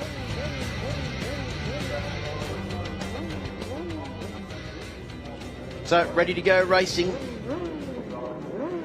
for the Michelin Supersport category. Box pulling up onto the grid. Well, it was only a couple of years ago, Steve, there was a lot less riders in the Michelin Supersport category. It certainly has bounced back with a vengeance. The green flag at the back of the grid. We are ready to go racing. Michelin Supersport is go. What a great start from Cameron Dunker. Look at Ollie Simpson. He's been taking lessons off Arthur Cece and he's charging down towards turn 1. He'll take the lead through turn 1. Will Ollie Simpson on board bike number 45. He is flying at the start of this Michelin Supersport race and will lead them through turn 2, but he's also going to get charged with sucking everybody along down this back straight. They'll be utilising his slipstream. Jake Farnsworth out wide there. Ty Lynch made a move up the inside on Bramich as well. Jack Passfeld in 4th position, and Sean Condon's already made his way forward, but Cameron Dunker's working his way back. Where's he gone? He's back there in 2nd place. Ty Lynch in 3rd. Oh, it's a big move there. Looked like Reece Orchard had to stand the bike up, not hit the ripple strip on the inside on board bike number 121, the ESG machine, as they make their way down towards turn 4 for the first time. It is still Simpson that leads. Well, Simpson was quick here last year, wasn't he? He was super quick here. And, Cameron Dunker disappeared off the screen, but he's back on the screen now, back up the 2nd spot. So that's where he needs to be at this part of the race. And there is the number 49, Jake Farnsworth, in that front group. Good job by him. First race here. Yeah, you can see Tom Bramich just ran a fraction wide in the final corner there on the entry into Ducati corner. And by the time they got to Pirelli, it was the 49 machine of Jake Farnsworth that had just moved his way through. Look at Simpson go. Simpson's got a lead of a second on that first lap already. That was a pretty impressive first lap by Ollie Simpson. A 15.9 from a standing start from the 2nd row of the grid for Ollie Simpson. But look at this battle now that's developing between Dunker, Lynch, Farnsworth, Bramich and Sean Condon, one of the most experienced campaigners out there, along with Aidan Wagner, has brought himself up into the equation as well on board bike number 26, the Bike Biz, Dig Biz entry, as they make their way through AMMF corner, turn 3. Looks like a pretty good battle there with Glenn Nelson on board bike number 9, the team BWR machine, and also Reece Orchard on 121 having a good battle. That's just outside the top 10. But Simpson has gone. He has opened up an incredible gap, and he's bordering on 1 second now, Steve, as they make their way. Oh, we've got one going down. Oh, that's a big one. That's a big crash on the exit of turn 5. That is, looked like it could have been one of the white Queensland machines. That wasn't John Littris, was it? Let's that's wait. a good call, because it was about that position. Littris was sitting in 8th position. Let's wait to see, but that would be a massive blow if it was. And it is John Littris that's gone down. Unfortunately, you can see it's all over for him. Unfortunately, last year's champions out of this one. That bike's not looking good. Let's hope they can get that back together. Let's have a look at the AMX replay there. He's just lost it on the way out, lost the front, hit that ripple strip. The bike goes flying. Looks like he's okay, but it's all over for John Littris. Yeah, that's a big crash there for the reigning champion. And once again, I mean, it is drying conditions at the moment, so although the track is classed as dry, it is not in perfect condition, because we had a lot of rain last night, which has washed a lot of the rubber off the circuit.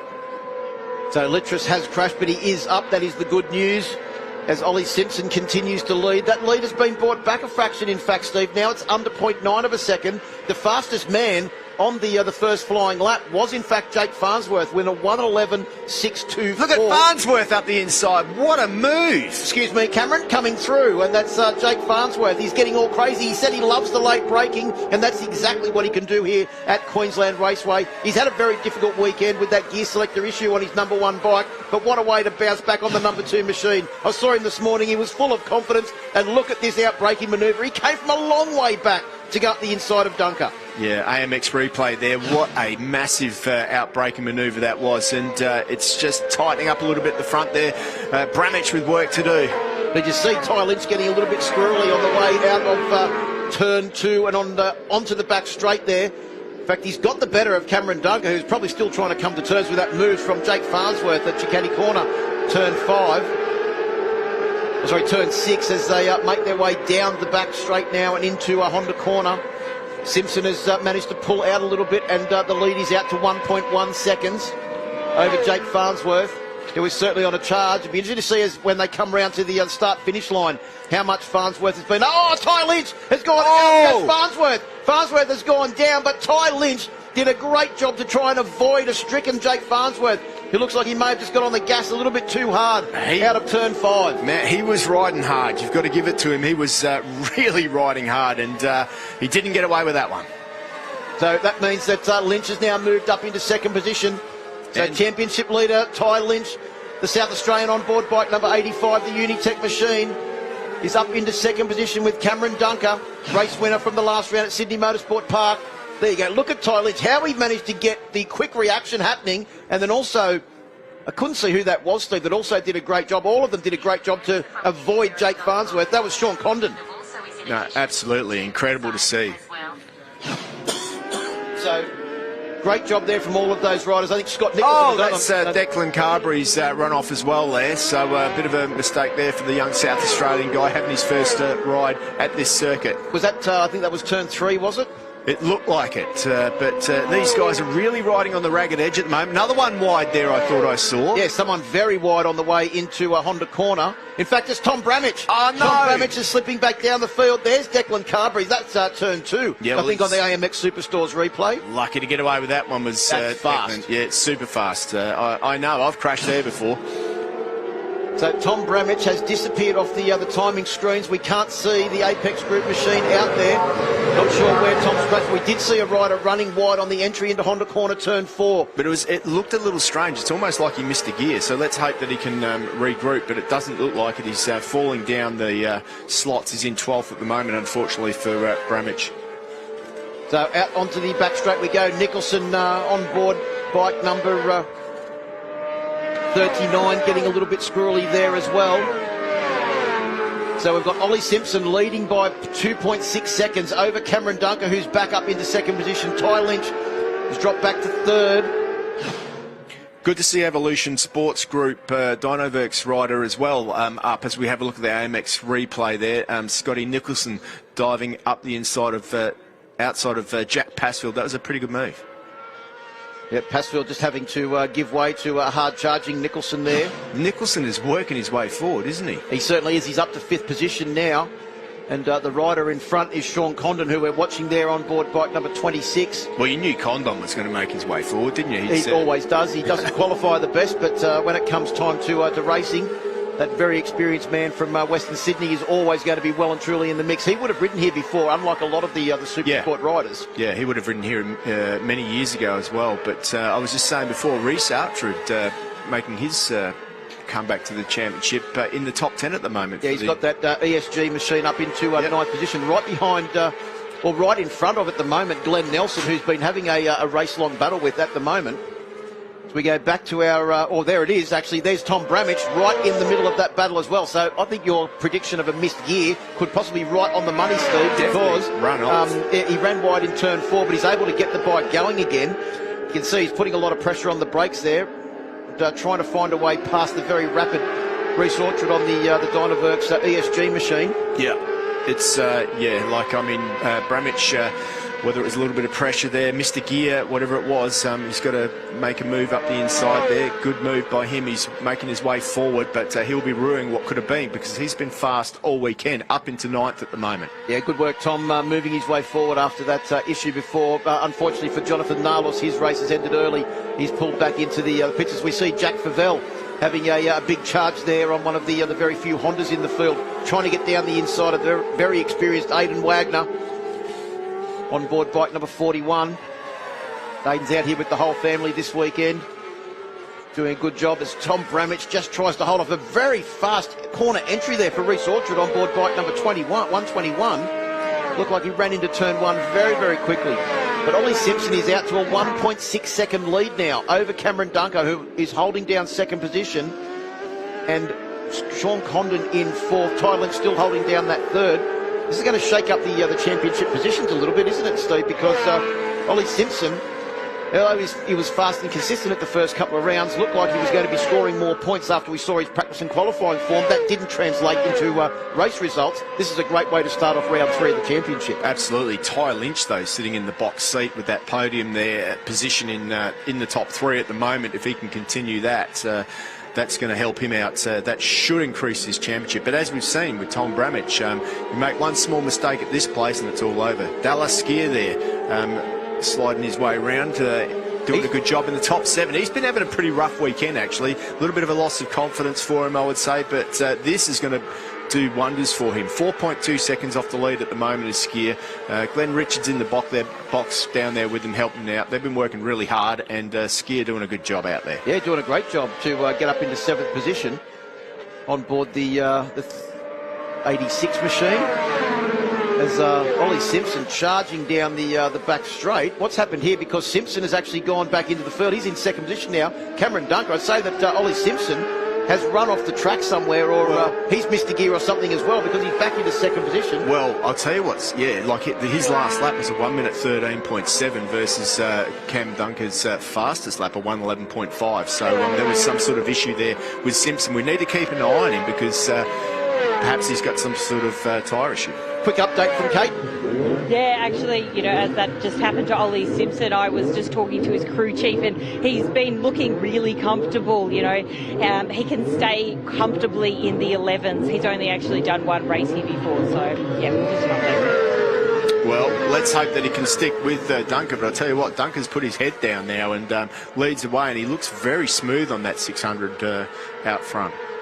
Yeah, battle between two young hard chargers here on that last lap. There was literally nothing between them. Dunker did a 1:12.001. Ollie Simpson a 1:11.989. Ollie Simpson still has the honour of being the fastest man in this race with a 1:11.562. But he's going to have to be doing consistent 11s if he thinks he's going to take the lead off Cameron Dunker now, because we're on lap 10 of 14. So opportunities are starting to dwindle. And Ty Lynch, he's going to be there putting the pressure on these two youngsters as well. This is a very mentally tough track, because you've got to get every corner exactly right to the tee, and it's all pretty much heavy braking. So it's really hard to, if you muck up heavy braking, you lose 1 or 2 seconds. It's hard to make that back. And I would say it'd be something like that has scuppered the number 45 as he dives up the inside. Ollie Simpson, big move there. Yeah, that was very reminiscent of Jake Farnsworth's manoeuvre, wasn't it? Late on the brakes. And the difference that has made in the championship standings, if they stay in exactly the same positions they are now, means that Ollie Simpson will take 5 more championship points than what he would have if he was sitting in second position. That could be crucial, because that will take him closer to our championship leader, Ty Lynch. Yeah, absolutely. It certainly would. It would close the gap down to, if it stayed like it was, 3 points difference between them. So. And also, Ty Lynch is now trying to get a couple of extra points, because he's closed right up onto the back of Cameron Dunker. He's looking to try and take second position, if not a race win. Absolutely. So the top 3 have closed right up over this last couple of laps. In fact, that issue for Ollie Simpson has made this a much more exciting race towards the end, as we see an AMX Superstores replay now of that braking manoeuvre from Ollie Simpson. Look how far he came from behind. You could see the front end pattering. He was that late on the brakes. He was using up all of the front suspension travel on board that machine. And Dunker just had to stand the GTR Motorstars machine up and let Ollie Simpson come charging through. You can see there, Dunker actually does brake a little bit early into that corner, which gives the others that sense that they can dive up the inside on him. So that looks like probably about the only weak point that I can see of Cameron Dunker's riding style. Scott Nicholson holding down a pretty safe fourth position now. He's just managed to get away from Sean Condon. Yeah, he's actually lapping the same speed, if not quicker than the leaders at the moment. 1:11.9 for him last time through, equal with Ollie Simpson, who's just taken the lead. So he is catching up to that podium position. And, of course, Sean Condon, well, he's on a run, isn't he? Well, and Dunker and Lynch, they're sitting in second and third. They actually did 12s on the last lap. But that doesn't seem to have phased them on this one, because they've closed right up onto the back of Ollie Simpson now. Look as they go through AMF corner. Lynch is looking menacing. Yeah, he's had 2 wins. I'm guessing he wants his 3rd Supersport win. He's right on the back of these 2 guys now. Keep an eye on him. As he does more laps around this circuit, he's going to become more comfortable with that bike, and I think you're going to see him have a little bit of an attack in the next couple of laps. So down towards the final corner we go as they enter into Ducati corner. I think Cameron Dunker was not going to let them back past that time. He made sure that he was late and deep on the brakes. Lynch right on that back wheel. Everyone in the slipstream at the moment. It's going to be very hard to match the speed of Cam Dunker on that bike in front, because he's so small and tiny. That little 600 is going to seem more like a Superbike to the other guys out there. He's also lighter than the other guys as well, so it's going to be hard to pass him on the straight. It's going to have to be a big lunge down the inside. Well, Ollie Simpson is looking for his first win in the Michelin Supersport category.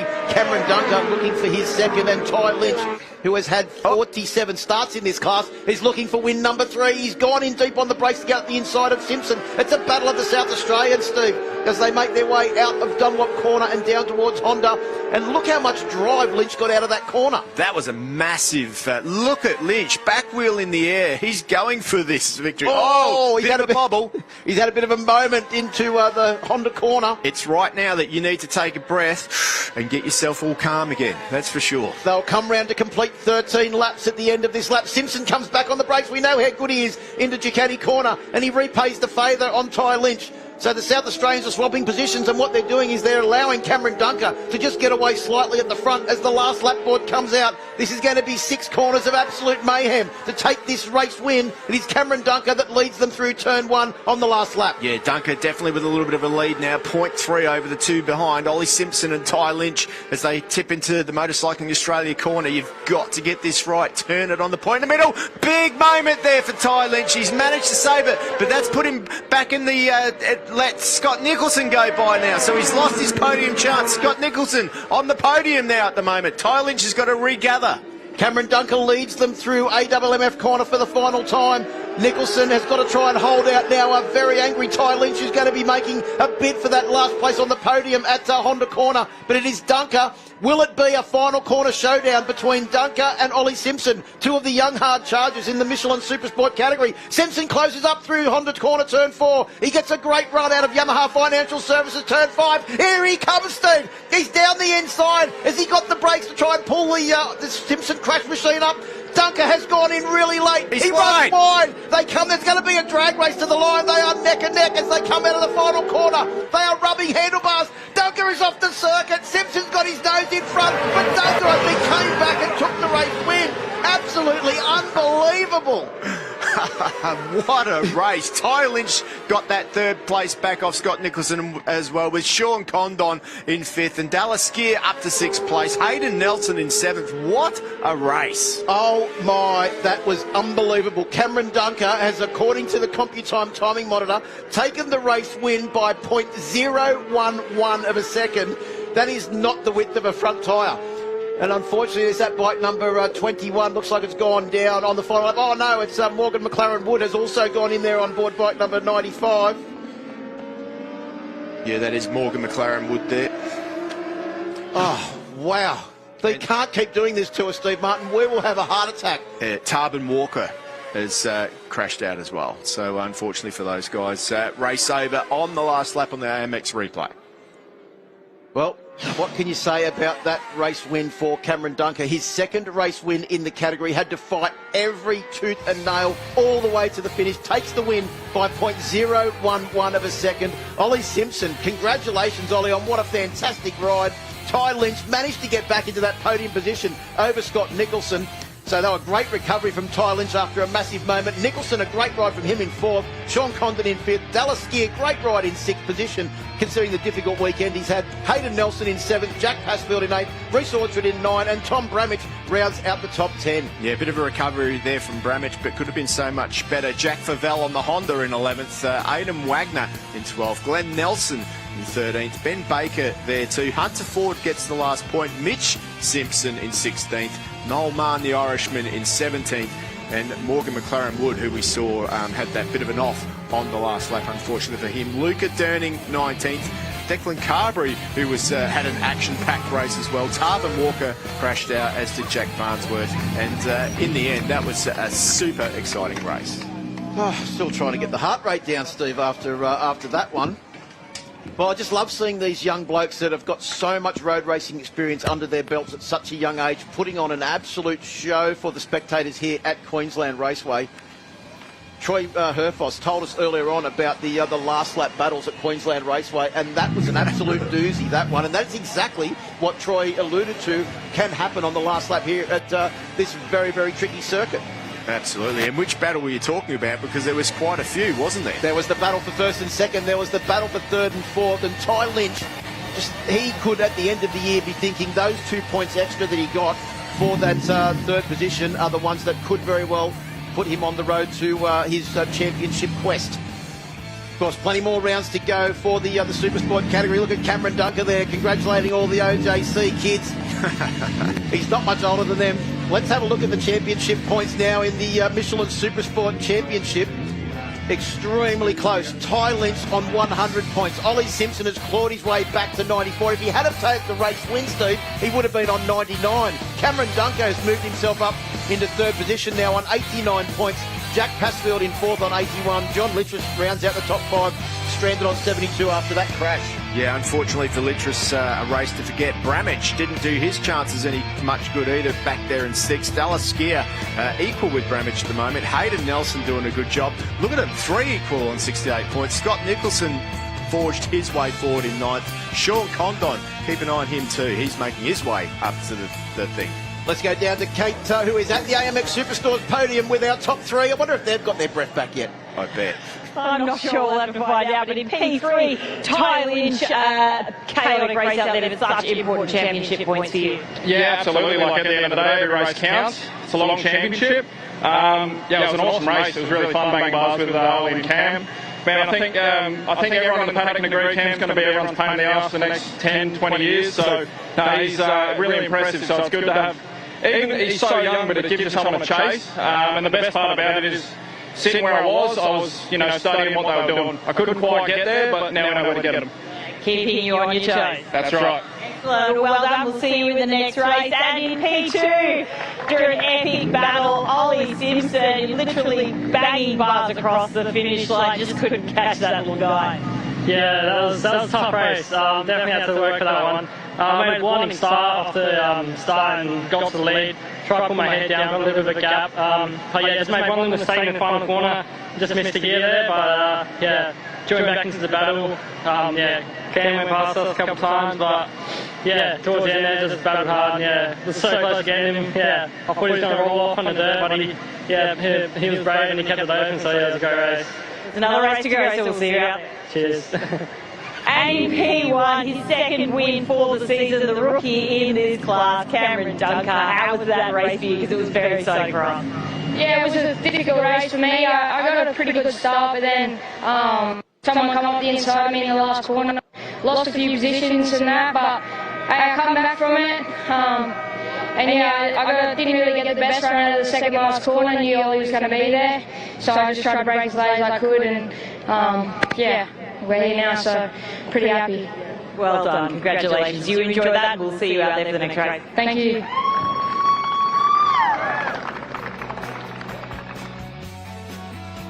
Well, I don't really have a lot of words after seeing that race, Steve, so let's have a look at some Honda highlights, because weren't there some? And you can see the great start from Ollie Simpson that he spoke about there on the podium.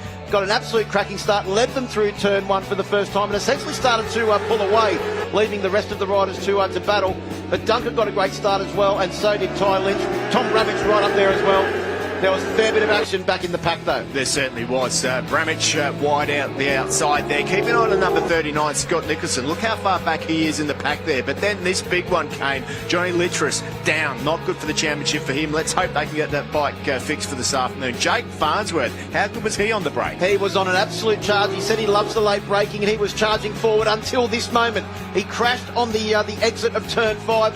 And luckily all the competitors were able to avoid him. You can see him going down there. Ty Lynch did a great job. So did Sean Condon, Tom Bramage, Scott Nicholson, Jack Passfield, all having to avoid him. Then it was Declan Carberry's turn to ride a bucking bronco across the gravel trap at turn 2. Managed to get that one back on the track, but that is the moment that the number 44 ran off as 39. Scott Nicholson made his way past Jack Passfield. Yeah, they were having a good battle, but Scott Nicholson's charge wasn't finished there. He kept going forward. This battle from Simpson, after he had that missed gear at turn 6 and dropped himself back into the middle of Cameron Dunker and Ty Lynch, that was one of the biggest out-braking manoeuvres, and so was this one from Ty Lynch. Unfortunately, he couldn't get the bike stopped and turned as he would have liked. He ran a little bit wide, but still got great drive, but Simpson came back only a couple of corners later. Yeah, it was definitely on between these two guys, the 1 and 2 in the championship, but that slide, how lucky was Ty Lynch to get away with that? Managed to gather it up, was in 4th position at that point, but pulled it back and got a 3rd in the race. Now, this was the critical moment of the race. Dunker ran wide in the final corner. Simpson had the tight line. They both came out of the corner, rubbing shoulders with each other, rubbing handlebars. Dunker was in the dirt, kept the throttle pinned, and what a range of Honda highlights we saw in that race. Plenty more action coming up. Alpine Stars Superbikes back after this break. At My Bike Insurance, we are motorcycle specialists. It's all in the name. We understand how important your motorcycle is to you, and because of this, we strive to provide peace of mind cover for you and your motorcycle, no matter where your bike takes you. Visit the My Bike website for a quick and easy quote, or call the My Bike Insurance team on 1300 780 446 today. For us, the journey is not about the destination. The journey starts long before we hit the road. The gear we wear, the way it feels, and the safety it brings. Some say the journey never ends, but it has to start. Start your journey with AMX Superstores. Why? Because we ride too. Enjoy the journey with AMX Superstores.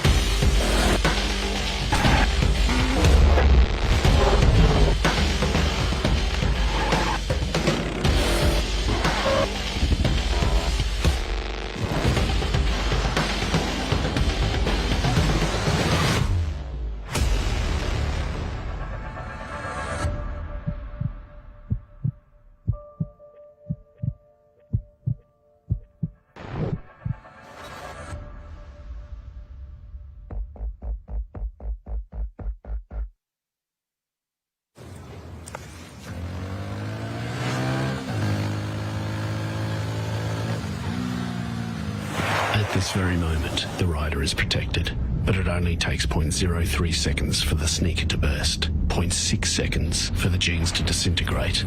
Then, like a human crayon, his flesh is shredded by the coarse bitumen.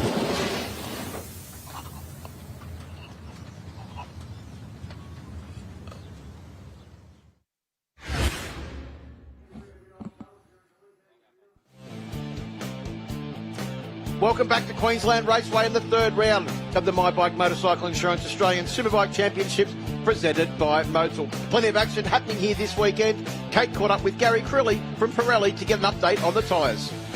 Gary Crilly from Pirelli. Gary, we've got 6 turns here. Most of them are right-handers. What do the riders need to consider with their tyre use? Look, really, it's the left-handers. They've got to be a little bit careful, and you're not on it all that long. It's opening laps, just got to be a little bit careful, just not too aggressive on throttle. Apart from that, wear's okay. We don't have a wear issue. We can do race distance, so we don't have a real big problem there with the rear tyre at all. Yeah, there's not been too many noisy riders out there coming to you for information, but tell us about the surface of the track and what that has to do with the degradation. Yeah, look, the track is it's low deg. It doesn't really attack tyres. It's only when it's cold that we have an issue. We've got to keep temp in the rear tyre. So we can't have riders just riding around picking a spot or whatever. You know, they need to keep generating temperature in the tyre. As long as they do that, it's no real big issue, but the track is low deg. It doesn't really attack tyres too much. Well, we'll catch you out there, Gary. Thanks for chatting. Thank you. Yeah, it is one of the very few tracks, Steve, where the topic in the pits and in the paddock is not about tyres. No, that is for sure. It's about strategy. It's about getting your bike set up for braking. This is certainly the track of two different parts, as we heard Herfoss tell us in the track preview. So, you know, that's what these guys are all aiming to do. And then it also...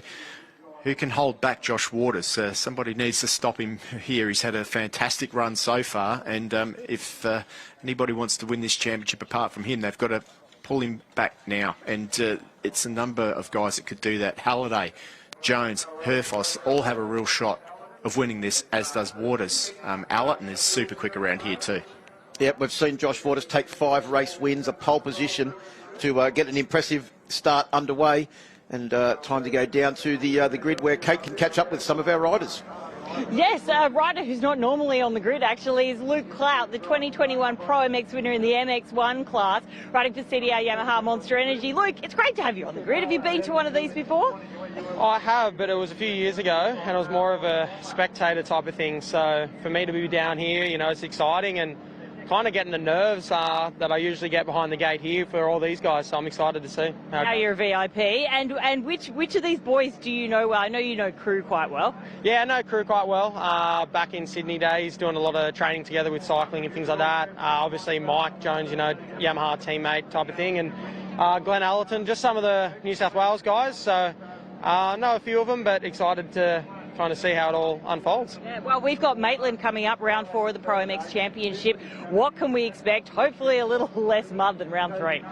Yeah, we were just talking about it before. Hopefully we can leave the mud at Albury and go to Maitland and just have some good racing. It's a good track, 2-day event this time. The MX1 guys and MX3 are going to have 3 races, so Saturday, Sunday racing. Looking forward to it, and I've had success there, so looking to get things back on track. Excellent. Well, we'll see you there. You enjoy the racing. Yeah, thank you. And we're going to head on back to the second row of the grid where I've spotted Glenn Allerton, who I'd like to have a chat to.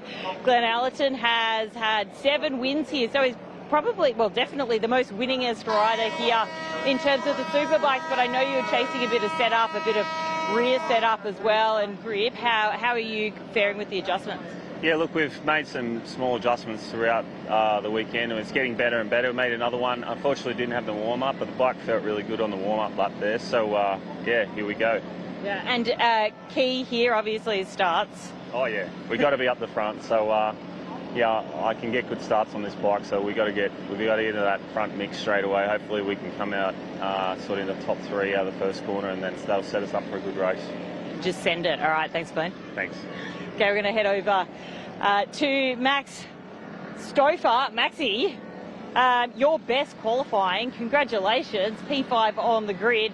I know that this qualifying lap, you told me a pretty good fact about how it beat your dad's qualifying lap. Yeah, look, it's the first track I've ever gone faster than Dad, so it's kind of a bit of a milestone and someone I look up to, so to sort of match his time and go a little bit quick is cool. But look, I've got a job ahead of us today and we'll see how we go. Excellent. Well, we wish you the best of luck here. What do you think about this track? It's a cool track. It's a bit different to a lot of other ones. It's a lot shorter over a lap, you know, not many left-hand corners, no undulation, no change of direction, but I quite like it as a layout, so we'll see how we go. Great. All right, fantastic. Well, good luck out there, and we'll hopefully see you on the podium. Thank you very much. Okay, if we've got another little bit of time for Brock Pearson. It's down here on the Desmo Sport Ducati. Brock, probably not the position you want for qualifying, but it is so tight in the top 9. Your lap times are really good. Yeah, look, it would have been nice to be up a couple grids on the spot for sure, but I'm pretty happy with the lap time we did yesterday, taking into consideration we've been going okay during the longer runs. So I'm just really looking forward today. It's good to see so many familiar faces. The weather's put it on, so yeah, hopefully we can get this thing where we'd like it to be today and get up there. What is key for you here this race? I think it's a 16-lap race, which is pretty long, so I think it's really important just get up there at the start and settle in and yeah, just make sure that form continues throughout the race. Okay, good luck out there. Thank you. Thanks, boys.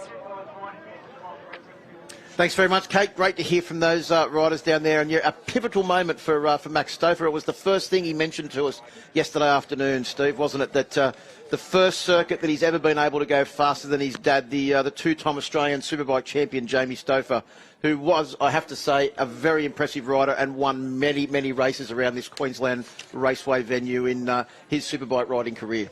Definitely impressive stuff.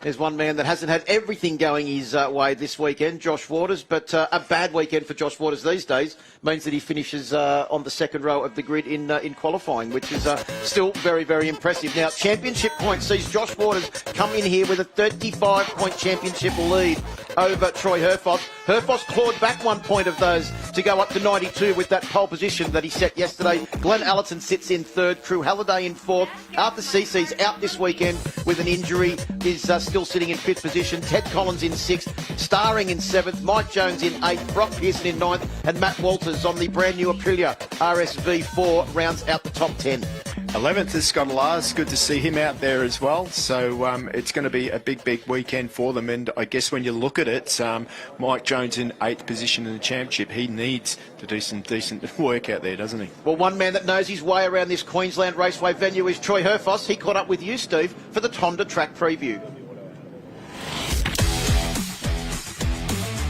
Welcome to sunny Queensland for the Honda track preview. Now, Troy, this track is a little bit special. What a track. Known as the paperclip, this track creates the best racing on the calendar. I don't think I've ever been to this track without seeing 3 or 4 guys battling for a win. It's very rare to see someone break away. It's got everything, big brakes, flowing corners. As a rider, one of the most difficult tracks to set the bike up for. Well, come on, let's go and dissect a few of those corners.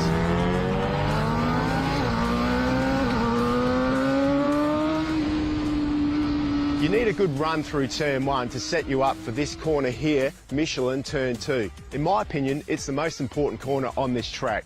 It's a long corner, it's got high speed, and you need good bike balance. The track's also slightly off camber, so bike setup is super important.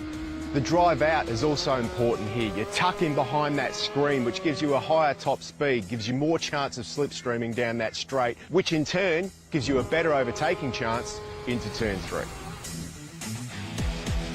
Okay, so we've exited turn 3, the big braking part of this circuit. We come to turn 4 and 5, which is almost like going to a complete different circuit. It's almost like Phillip Island, where you're on the edge of the tyre for a long time. You need a bike that's really efficient and easy to ride, and if you've got that, you can make passes into the race. But this part of the track is somewhere you have to really concentrate on to get that bike set up perfectly.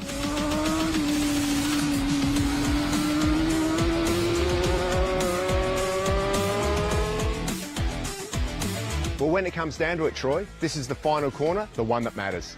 How exciting. I love the last lap battles that this track creates. We've got turn 6, it's point and shoot, which means on a Superbike, it's about stopping the bike, pointing it to the finish line and having a drag race. What that's going to do, if there's 2 or 3 guys in the battle for the last lap on this track, is there's going to be passes for sure. There's going to be block passes where the guys run the guys wide, because all you've got to do is get to that finish line first.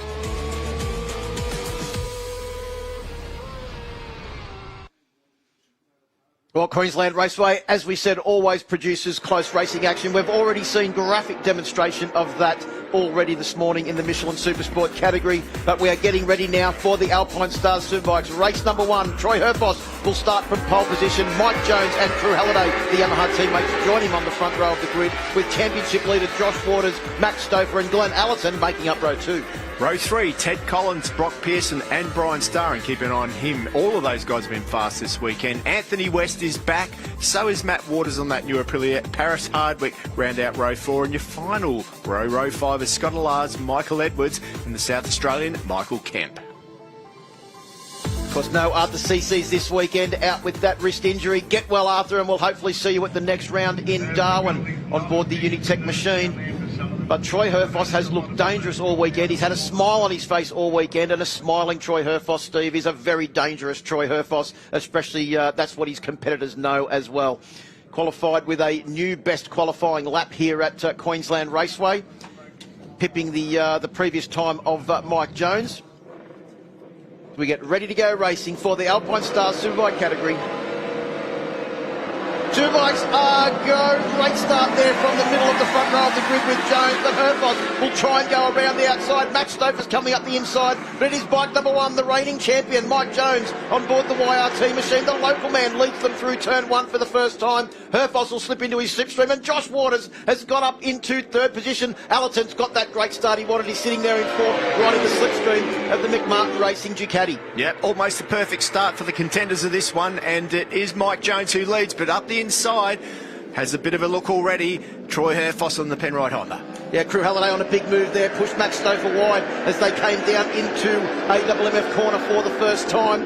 Stouffer's dropped back to fifth position now as I think they come up towards turn 4. Can Max come back on the brakes? Is that Crew Halliday having another big look up the inside? He's run a fraction wide. He went up, it was Glenn Allison, I think, that went up the inside of Josh Waters and then ran wide as Crew Halliday was trying to go up the inside of both of them. So the action has started early and none of them have taken notice of Gary Crilly. They're not taking it easy on the left-hand side of the tyre. Yeah, not yet, that's for sure. But Crew Halliday probably not with the start that he wanted from the front row of the grid, up in fifth position at the moment. Max Stouffer hanging in behind that group too. This is going to be a good learning race for him.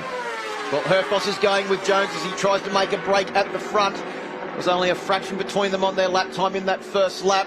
Half a second back to Josh Waters on the first lap now as the gap has opened up. So 0.7 is the gap between Josh Waters in third place and our race leader, Mike Jones, on board bike number 1. Herfoss is riding his slipstream, and this is great to see these two coming in here. We went over there and had a look on Friday afternoon, Steve, and both of these two are so impressive into that corner, but so is Glenn Allison. Look at the distance he manages to haul back on board the GT Racing Spectro Performance Oils BMW. Brave move by Allison that made a change to the bike and didn't get to try it in morning warm-up, went for it, tried it on the warm-up lap, and I'll tell you what, whatever they've done seems to be working because he's right in that third position at the moment behind Josh Waters.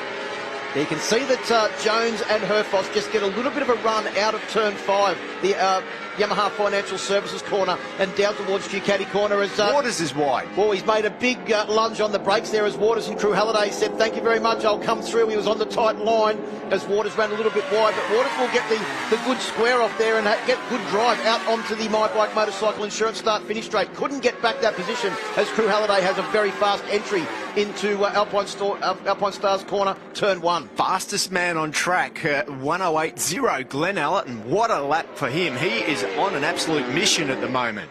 That's about 0.2 of a second off the existing lap record held by Brian Starring, set last year on the Ducati V4R, the Desmo Sport Ducati. And Allerton is on a charge. He's got the red helmet on. I reckon there's a fair bit of red mist on that visor as well. Absolutely. Stouffer a little bit wide in the background there, but managing to keep the guys in sight. This is a good race for him. And just behind him is Brian Starring as well. Ted Collins having a good run there too. 2 seconds off the pace at the moment. We've got a faller. That looks like, is that Brian Starring on the Moto Go machine? It is definitely a Moto Go Yamaha with Denise Leathers. So yes, it is Brian Starring on board bike number 67 is down. Unfortunately, a repeat of what happened in race 1 last year where he went down in race number 1 as well. I'll tell you what, Jones has got some pace. He's looking pretty smooth out there at the moment.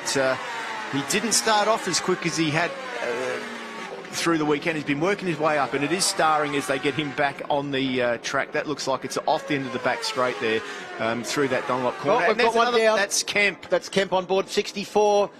He's down. It looks like there's a fair bit of damage to the Yamaha R1. Yeah, that's a big crash for Kemp. The marshals there running through the gravel trap to try and pick up Michael Kemp's stricken machine. Oh, Allott is slightly wide there. Nearly runs into the back of Herfoss. Herfoss just sitting there. He's been the man that has been fast in every session and looking super dangerous. He's on a high with confidence at the moment, probably in the best condition I've seen him in a long, long time. So keep an eye on him. Nice and tight there for him as he sticks to the back wheel. Quicker through there of Mike Jones in front. You can see Glenn Allison is also pushing extremely hard on the brakes. We've got another rider off, that's Scott Alars on board bike number 31. So a fair bit of attrition early. Crew Halliday has run wide in Ducati corner, turn 6. Pulls it back, and by the time he gets to Pirelli to just hold off the hard-charging Josh Waters on board the McMartin Racing machine, giving that, a hard effort there from Crew Halliday. Waters just couldn't quite come back at him as they make their way down through turn 1. It's going to be very interesting to see on the AMX Superstores replay that incident there. That was the one where we saw Brian Starring go down on the entry into AMF corner. There is, I think that was Kemp. Yeah, that was a big one. That's at the final corner. That's Ducati corner, the entry into turn 6. Yeah, something strange there. He missed the braking marker or something, or some sort of issue. But anyway, he's up and he's okay. On the last lap, both Mike Jones and Troy Herfoss set their fastest laps of the race. They were only 4 1/1000ths of a second apart. The top speed differential, 271 for Mike Jones, 275 Troy Herfoss, and 272 for Glenn Allerton, who was 0.2 of a second behind. And you can see that on track now, Steve, as they make their way down towards Ducati corner. Allerton has just dropped off a fraction. He's going to have to try and claw that back on the back straight, and also on the brakes down in towards AWMF corner. Quick update from Kate. Yeah, as we can see with Glenn Allerton, those changes are working out. The fastest he has gone all weekend. Yeah, it's good to see Allerton with that, he's in the 108.5s, but Jones has just done the first 7 of the race, 107.9 now, so Jones is really starting to find his comfort level. He's got a half a second lead over Herfoss. Now, look at Maxi Stouffer sitting there in 6th position behind 5 legends of the sport here in Australia, and the young man in only his 2nd year of Superbike racing is sitting there in 6th position. There he is on board bike number 27, the GTR's Motorstars machine. So we've got Mike Jones leading by 0.5 of a second over Troy Herfoss. Allerton is just on 1 second behind. Looks like Crew Halliday is making a bit of a lunge towards the back of Allerton's machine as well as they came down in towards Honda corner. Crew Halliday is the one that's looking very dangerous at the moment.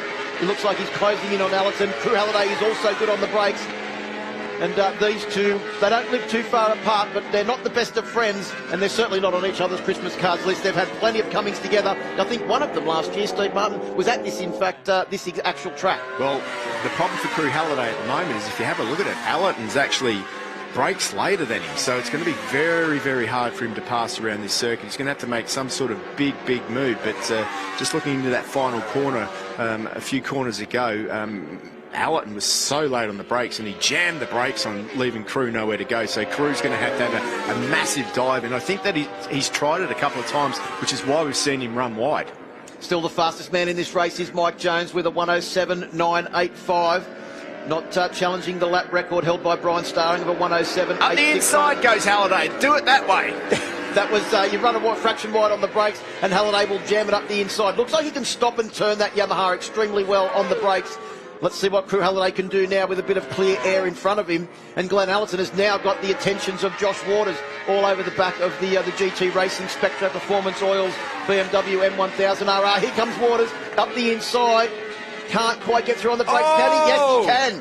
Not much room there. Slides the McMartin Racing machine up the inside. Gottsinger, a new sponsor on board for them this weekend too, so it's good to see that supporting this the team at the Queensland Raceway here. So Max Stouffer is trying to close in now and make sure he stays with these riders. He's been lapping at about the same sort of lap times as we have a look at the AMX Superstores replay. You can see Allerton. He runs a couple of foot wide there at the apex of AWMF corner, and Crew Halliday, who's able to stop and turn that Yamaha seemingly on a dime straight up the inside and gets great drive down towards Honda corner. And then Josh Waters does the same thing to Allerton at the next corner. Allerton was a fraction wide on the run-in. Waters just slid the McMartin Racing V4R up the inside and took up the running in 4th position. The 2 leaders out front now with a nice gap. Troy Herfoss now with a 107.9, catches up a couple of tenths and is right on the back wheel of Mike Jones. Yeah, 11 thousandths of a second faster than Mike Jones's previous best lap. And what that's done is managed to put him right back onto the tail of the reigning champion and double race victor last year here at Queensland Raceway. So as they make their way out of Pirelli and down towards turn 4, the Honda of Herfoss is closing in. Quick update from Kate.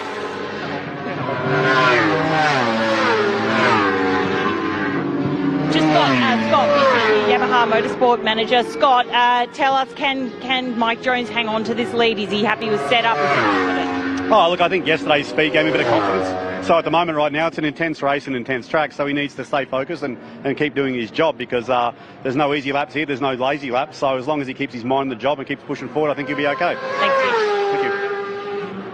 He's certainly pushing, because you can see there on the run into AWMF corner, Mike Jones's back wheel was coming off the ground as he was so late on the brakes, because he knows he's got one of the latest breakers in the business in Troy Herfoss on the Penrite Honda right on his tail. As they come through Honda corner now, the gap is down to 0.1 of a second between these two, but importantly for them, the gap back to Crew Halliday is over 2.5 seconds, and Crew Halliday has just managed to extricate himself from Josh Waters and Glenn Allerton as well. so he doesn't have to worry about them coming up the insides. He can take the good lines and hopefully try and close down our race leaders. But it's a big ask, Steve, because we're starting lap 10 now of the 16-lap journey. And here we go. Herfoss has lined him up, looking up the inside into turn 1. Can't quite do it there, but this is the closest that we've seen Herfoss. Herfoss seems to be able to take slightly tighter lines in the middle of the corner at the moment, to not running quite as wide as Jones. Well, was that just a full dress rehearsal for the main show that's maybe going to come in a lap or two's time? Well, I don't know about that. Look how close he is now as they head down that straight. The Yamaha's got some decent top-end mumbo. Yeah, the Honda's not slow either. The top speed between them on the last lap was only 1 kilometre an hour different. And that was 1 kilometre an hour in favour of Troy Herfoss's Honda CBR 1000 RRR SP. They come down the back straight now. They're going to start coming into some lap traffic. Just having a look who that is. I think that might be Michael Kemp. Oh no, maybe Scott Allars and Brian Starring. Both of those riders having crashed already in this race. Yeah, it'll be good to see how Troy Herfoss plays this one, because he's had a good look at Mike Jones now. He knows where he's tough to get past, and he knows where his weak points are. But Jones, he doesn't look like he's got too many weak points. He nearly ran off the track there, which would have given him an opportunity, but he didn't. In the traffic, that could be it. Scott Allars just ahead now. What's going to happen here? He should move to the side and let them both through. So we're on the 10th lap now. Sorry, on the 11th lap now. We have Mike Jones, Troy Herfoss, and third place, Crew Halliday.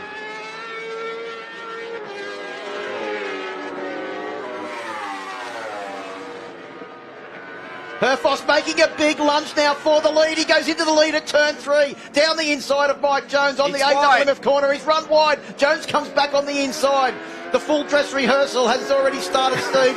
And Mike Jones knows that the show is going to be an absolute ripper towards the end of this race. Can Herfoss come back on Honda corner? He pulls up just a little bit behind Jones as they come through Honda now and through this, double apex corner. It's 2 corners, but they take it as one big one with a double apex. And now out through Yamaha Financial Services and down towards the Ducati corner.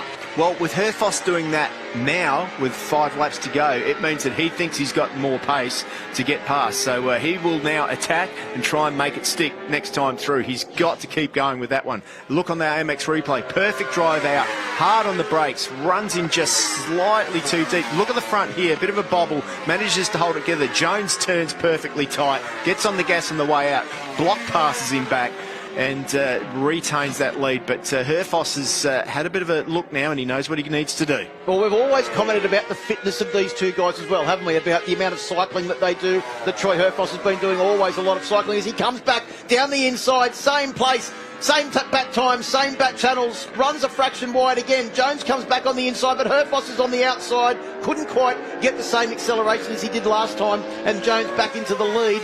But this time, the difference, Steve, is that Troy Herfoss coming back down the inside of Honda corner. He's been doing a lot of riding on the motocross bike, and that's coming to the core now, because Jones back on the inside. What a move from Mike Jones. There was no room to get a Yamaha R1 through there, but Mike Jones managed to do it. Well, of course, the person that wins this race will be the only person other than Josh Waters to win a race this year. So it's a pretty important for these guys to get that 25 points. Well, and the other thing is that it will be Mike Jones' third win at Queensland Raceway, but unbelievably, it would be Troy Herfoss's first ever win at this circuit. That's a stat that I couldn't believe coming into this weekend. He's had so many great performances around here, but he has never taken a race win in an ASBK race at Queensland Raceway, and he's looking to correct that anomaly this weekend. And he's doing a good job too. Nice drive there, but Jones cuts him off. He's going to sit there for a minute.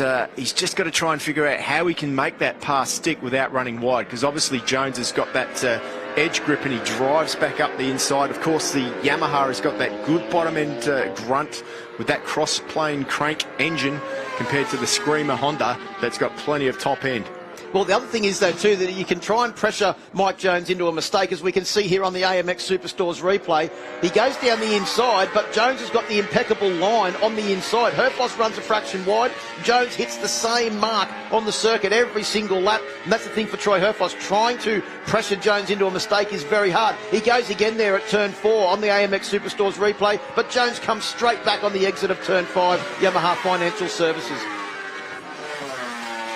We're on lap 14 now of the 16 laps scheduled for this first race for the Alpine Stars Superbike category at round 3 of the My Bike Motorcycle Insurance Australian Superbike Championships presented by Motul at Queensland Raceway. And we have got an absolute bell ringer here with Troy Herfoss all over the back of Mike Jones as they come down to Herfoss's favourite overtaking place at AEST corner turn 3. He's up the inside again. Can he hug the apex and not give Jones the advantage back on the inside? Jones turns the bike very, very quickly, right close to the apex, and gets back up the inside of Herfoss. Well, it's not over yet. He's going to have another go at the inside. But while all this is going on, have a look at Crew Halliday in the background there. He's made up a lot of ground on this lap, and he's not out of this yet. You don't want to give Crew Halliday a sniff. In fact, on the last lap, he was a tenth of a second faster than both Mike Jones and Troy Herfoss. Herfoss back on the inside again.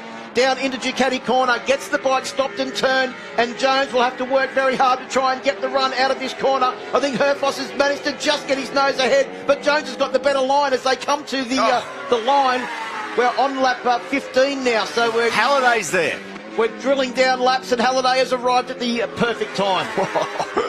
Well, the perfect time for the show, but he wants to be part of this show, and right now he is, because these guys probably won't know that Halliday has closed up that gap. He's closed up a second in one lap. Last time through, Halliday's lap time was a 1:08.2. It was literally 0.8 of a second quicker, and here he goes again. Herfoss up the inside. Can he get the bikes closer to the apex? He can. There's no room for Jones to turn it back on the inside. Herfoss is in the lead. We know he's good into Honda corner turn 4. And Mike Jones might get a very rude surprise in a second when his teammate Crew Halliday starts making an attempt for second position. Down through Honda we go. There's no way Jones can come back there. Herfoss on the perfect line.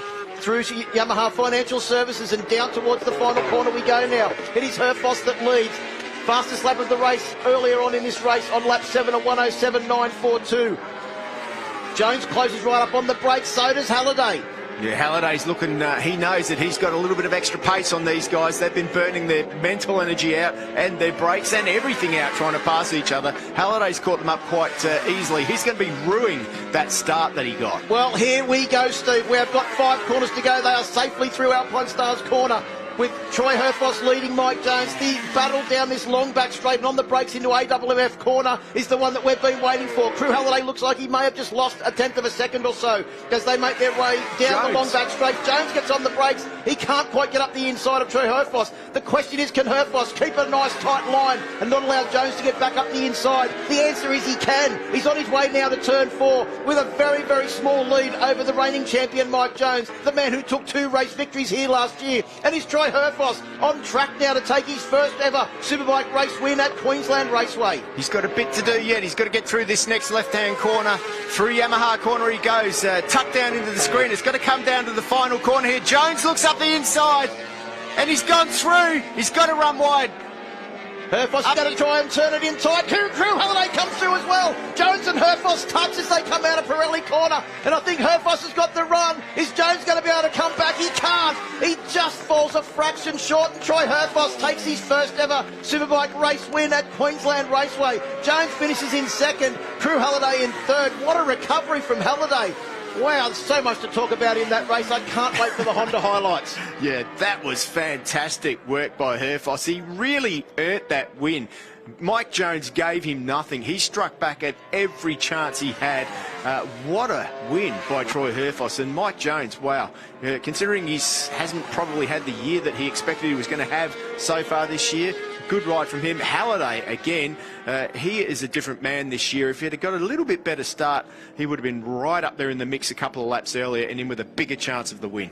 Well, and importantly for Troy Herfoss, who sits second in the championship, he claws back very, very good points over Josh Waters, who scored 17 points as opposed to the 25 points that Troy Herfoss just earned himself with victory in the first of our Alpine Stars Superbike races over Mike Jones by 0.0115 of a second. Crew Halliday in third, 0.162 of a second behind. Josh Waters in fourth place on board bike number 21. Allison held out fifth. Max Stover in sixth. Ted Collins in seventh. Brock Pearson in eighth. And Ant West and Matt Walters round out the top 10. Wow, what a ride from Troy Herfoss, Mike Jones and Crew Halliday. They had a pretty handy lead over the rest of the field, but that recovery from Crew Halliday, that's one talking point. The braking drills between Troy Herfoss and Mike Jones, another. And Steve, there were so many things to talk about in that race, in the lead group. Imagine what was happening back in the pack. Well, Waters is beatable. The streak, the winning streak is done now. So, looks like he is struggling here for one reason or another. Back in the pack a bit. He finished 3.5 seconds behind those three guys out the front there. So, the championship is on. Troy stopping to have a word with Glenn Granger there on the pit wall. Of course, GG would have been looking after his board for the entire race, keeping him up to date with what was happening as the two Yamahas make their way back into the AMX Superstore's podium area. See Troy Herfoss, he's still celebrating his first win of the year, his first race win since the final round of the 2022 championship at the Ben Motorsport Park, where he took victory in race 1. And first ever Superbike race victory at Queensland Raceway for the man that now resides just down the road on the Gold Coast. Guess this is his new home track in reality, isn't it? Well, we were trying to mention in the race about the amount of work that Troy Herfoss has been doing in the lead up to this event by doing all of the motocross riding out at Queensland Moto Park. 3 days a week he's out there training, and he said he feels so much fitter on the bike. He's bike fit and he's ready to go this weekend. That's why he's had that big smile on his face. And that's what a big smile on Troy Herfoss's face delivers. Now, I thought he said that was a secret. I don't know, but it certainly made him tough. Well, when he's posting it on social media, Steve, it's no secret anymore. Fair enough. There he is with Paul Free, the mastermind behind the setup of the Penrite Honda, and Dion Coote, the team owner. Well, you want to talk about how fit he is. He hasn't even, taken his helmet or gloves or anything off yet. You know what I mean? I think you're going to see a fresh Troy Herfoss coming out under there, ready to do more this afternoon. Oh, getting a congratulations there from Cameron Dunker. Troy Herfoss apparently was one of the people that came down and was congratulating Max and Cameron Dunker on their efforts yesterday. I think it goes to show the character of our race winner. Oh, 100%. 100%. Very good podium up there, well deserved, and massive crowd coming in here this weekend to see this. You can see everyone starting to gather around the podium there. Well, that's just the crowd that's able to get to the AMX Superstore's podium. There's so many people packed in around this Queensland Raceway circuit that are taking up great vantage positions that they wouldn't be able to get back here in time. So good to see so many people that were around in Trade Alley there. There's lots of trade stands. Certainly plenty of places where people can grab some bargains this weekend, as well as watch some great superbike racing. It's good to see the championship is still alive in the manufacturers as well. Yamaha leads that at the moment, 89 points, with Ducati in second on 30, BMW in third, Honda fourth with 26, and Aprilia, and then Kawasaki. So our top three have made their way back to the AMX Superstore's podium. Hopefully it won't be too long. We'll be chatting to our riders, and Kate has got Crew Halliday in P3 with her now. Indeed, I do. Crew Halliday, P3. Not a great start, but you were right there in that battle at the end. Yeah, you're not wrong. Imagine what I could do if I could get a start. I think the results would be a bit different all year, but for some reason I just can't get that bike off the line, and I've been trying all sorts of things, but that's just my weakest point. I know I got the pace to run with them. I caught them then. I knew they were going to tussle and I'd catch, and but you got other riders like BMW rider Glenn, and you also got Waters. Those bikes are real fast in straight lines, so you got to. For me, I've personally just got to not try out brake and try get them somewhere else, like mid-corner somewhere, but it's hard work out there. It's very physical on your body, but it's good to get back on the podium. Hopefully we can get a better start the next one and put it a bit further up there. Good luck for the next round. And in P2, Mike Jones, wow, a great start from you. Really put the pressure on, but it just wasn't to be. Yeah, look, I felt like I rode a fantastic race. For me, that result was really great. I felt like I was struggling a little bit early on in the weekend, so to come along and have the pace to challenge for the race win was great. But I think that for me, like I said, I felt like I rode perfect race at the start there. I got the launch, got the whole shot, and tried to control the race and try to manage the tyre a little bit and just build into a rhythm. And then obviously I knew that once there was sort of 5 or 6 laps to go, that Herfoss was going to be having a go at trying to pass me, and it was just a lot of fun. He just kept trying to go up the inside, I go back the inside of him, and yeah, it was really great. But obviously coming to that last corner was a bit 50-50 as to who was going to come out there, but it was really close, really tight, but a great, fair, fun race. Really great to watch. Thanks very much. And in P1, Troy Herfoss. a pole, your first win here. You must be feeling excellent because we didn't know who was going to take that win until that last corner. A very exciting race. You are back. You're on fire. I thought I was never going to get 2019 revenge on Mike, so it's not for a championship, so it's not quite as good, but man, that was so much fun. That's why I've been putting in the hard yards the last few years, and what a great reward for us as a team. Just so much fun. I feel so good physically on the bike, and everything's working for me well. I thrive on them sort of battles, and yeah, you don't like losing them, so I'm just so happy I could claw back some points. You know, I think potentially claws back, 25%. I'll put it that way. The points gap's still a lot, but it was a big step forward in the championship, and I keep saying I want to win a championship this year, and it hasn't looked like I actually have the right to do it, but I hope that's sort of stamping my authority on my choices. So a bit lost for words really, but just super excited, and thanks to the team. You are going to be dangerous in that next race. Good luck. I hope so. Thank you.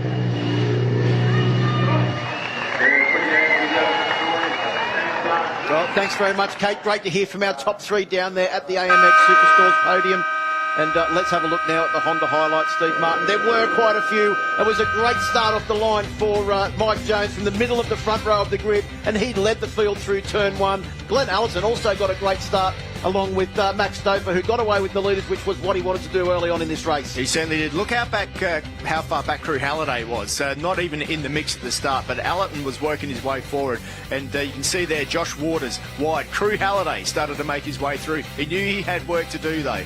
Yeah, early on we saw Brian Starring crash out at AWMF corner. Then this big incident with Michael Kemp, the South Australian on board bike number 64, going off at Ducati corner.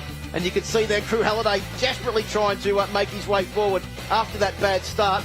He got the better of Josh Waters, and it wasn't too long, and he got the better of Glenn Allerton. Allerton ran a fraction wide, and Crew Halliday, as his teammate Mike Jones can do as well, able to stop and turn that Yamaha very, very quickly over there at AWMF corner. Waters wanted a bit of the action too, dipped up the inside, but then this duel started happening between these two guys out front. It was one and the other in front and behind. There was overtaking going on left, right and centre, and Herfoss wanted it bad, but Jones wanted it back. It looked like Herfoss was good into the corners, Jones was good out of them. Yeah, and Jones, as we said, is able to stop and turn the machine. But Herfoss made plenty of lunges over there at AWMF corner turn 3. That was the critical one, though, because he was able to get the bike ahead, and Jones wasn't able to turn it back on the inside.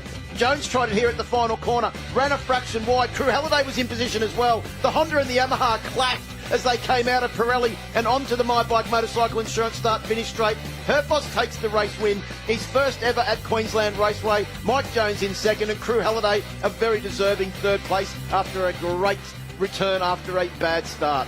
Championship points have been impacted in that Troy Herfoss has closed down the gap now to Josh Waters. As he said, he clawed back 8 very valuable championship points. 25 points to Troy Herfoss, 17 to our race lead, or our championship leader, Josh Waters. Yeah, that was what a race. Super incredible. Well, I think we probably need to take a bit of a breather after that one, because we've had the Michelin Supersport. What a great finish to that one, with Cameron Dunker taking the race win, and then with Troy Herfoss taking the race win in the in the Alpine Stars Superbike category, as we get ready now to go racing with the first race for the day for the Supersport 300 category. And, well, I've got a feeling, Phil, that this race is not going to be any less intense, unfortunately, for you. No, well, most of the cast that we see in this race have already had a hit out earlier this morning in the R3 Cup. All you've got to do is add in the likes of Casey Middleton, Josh Newman, and also Tara Morrison into the already frantic equation to make something that was awesome this morning to probably just that little bit better in this race, if yesterday's race is anything to go by. So off on their final warm-up lap go our Supersport 300 competitors. And just like in the Yamaha Finance R3 Cup, we see Cameron Swain starting from the front row of the grid, but this time he's actually starting in second position with Brandon Demery on board bike number 11. Yeah, doing a good job for his new sponsor, Surface Clean Australia, this weekend. Yeah, very impressive qualifying there by Brandon Demery. Just hung it out and got that pole position, so good job by him. and good for his aspirations in this race to try and get another win. He must be the most winningest man in this championship, to be honest. Well, he's already had 3 wins this season. Cameron Swain has had 2. Jai Russo has had 1. And you can add to that Marcus Hamod as a race winner as well. He scored his first ever race victory in the category yesterday afternoon. So a good job for him. We make our way through that very tricky Honda and Yamaha Financial Services sector of the circuit. You can see there that graphic demonstration how it is. It's actually 2 corners, but it's taken as 1, Steve. And they're on the corner on the side of the tyre for a long period of time. It is quite flowy. It's definitely a flowing part of the circuit. You need to keep that mid-corner speed up, and it's not really an acceleration and a brake into the Yamaha corner there. It's like keep that flow all the way through, keep that speed up, and that's how you get the drive onto that back straight and into the final corner chicane. We also see in this race, you'll see a yellow machine out there. It's the 3rd member of the Simpson family. That's Geordie Simpson on board bike number 33. He's already had to watch his brothers Ollie and Mitch race earlier on this morning. Geordie out in this category as well in the Supersport 300s. So as we get ready to go racing, as we said, Brandon Demery, Cameron Swain and Henry Snell will start from the front row of the grid for Supersport 300. Second row of the grid is Brodie Gorth, Marcus Hamod and Jai Russo. Red flag leaves the front of the grid. We get ready to go racing. Supersport 300. Supersport 300 is go. Good start there from Brandon Demery. Looked like a good start from the second row of the grid as well for one of the Megacycle machines as Brodie Gorth and Henry Snell bang past as they head down towards turn 1 for the first time. Looked like also a very good start for Jai Russo on board bike number 32 as he made his way through turn 1. He looked like he'd moved up a position or 2 from his second row of the grid starting position, but it is Swain on 26 that leads them out of turn 2, the Michelin corner for the first time. Yep, looks like the number 87 there, running a little bit wide, and that is Brock Quinlan from South Australia as the group heads down for the first time, and it's on hard on the brakes. Is that Brodie Gorth who leads the way? It was the Megacycle riders 1-2 as they made their way through that corner and out along the straight there at the start of Dunlop. Look at the big conga line snaking its way down towards Honda Corner now as they fan out, go 2, 3, 4 abreast into the entry to Honda Corner. I've got a feeling this conga line isn't going to get very long. It's going to be very compact and dense. These guys are going to be using that slipstream down every straight. And you can just see there it's Snell in front with... That's Jai Russo. Yeah, Jai Russo up the inside now in that second spot. He's the meat in the Megacycle Performance sandwich there at the front of this race. That's I think that's bike number 9 as well back there in the field doing a great job. Keep an eye on the GC Australia Wet For You Racing number 17 back in the pack a little bit at the moment, but Josh Newman there on the Kawasaki. He made his way towards the front yesterday, qualified in 10th position, but keep an eye on him scything through the pack. Yeah, led the race on several occasions yesterday afternoon, doing a great job on the Wet For You machine. Out onto the back straight we go, Steve, making our way out of Michelin Corner. As you mentioned in the track preview, that is a critical part of the circuit, especially in this category, because your drive out of there will set up your run down the back straight. And someone who's got a great drive is Marcus Hamod, yesterday's race victor on board bike number 13, the Motor City entry. And there's Newman, moved up 5 spots. He's into that 4th or 5th position now, so distinctive green Kawasaki making his way forward. So as they come down towards Honda Corner, they fan out from the single conga line into riders multiple abreast across the circuit as they come through Honda Corner turn 4. Josh Newman is up to 4th position, as you suggested. Someone's run very wide on the exit of the Yamaha Financial Services corner. They're lucky to keep the bike on track, in fact, as Swain comes down the inside of Marcus to take up the running in the lead. Jai Russo in 3rd position, then it's Josh Newman in 4th. Casey Middleton on board the Race DNA machine up into 5th position. He had a great ride at the first round of the championship. Scored his first podium in his first race at Phillip Island as well. So doing a great job here at his home circuit of Queensland Raceway. Good to see Abby Cameron out there as well. She had an injury last time out at Sydney Motorsport Park at the night meeting we had there. And then rode with injury, didn't she, in a race? She's back all the way from Western Australia. Good to to see her competing in this event. And Tara Morrison as well is currently holding down 19th position, but she's been hovering around 10th and 11th position in most of the practice and qualifying sessions, as Josh Newman shows he's got a big set of brakes just like his uncle, Glenn Allerton, down in towards turn 3, the Yamaha Financial Yamaha corner. As we go down the back straight now, it is Newman that leads from Cameron Swain. Russo and Hamad, that will change at the next corner. You can pretty much guarantee it in this class.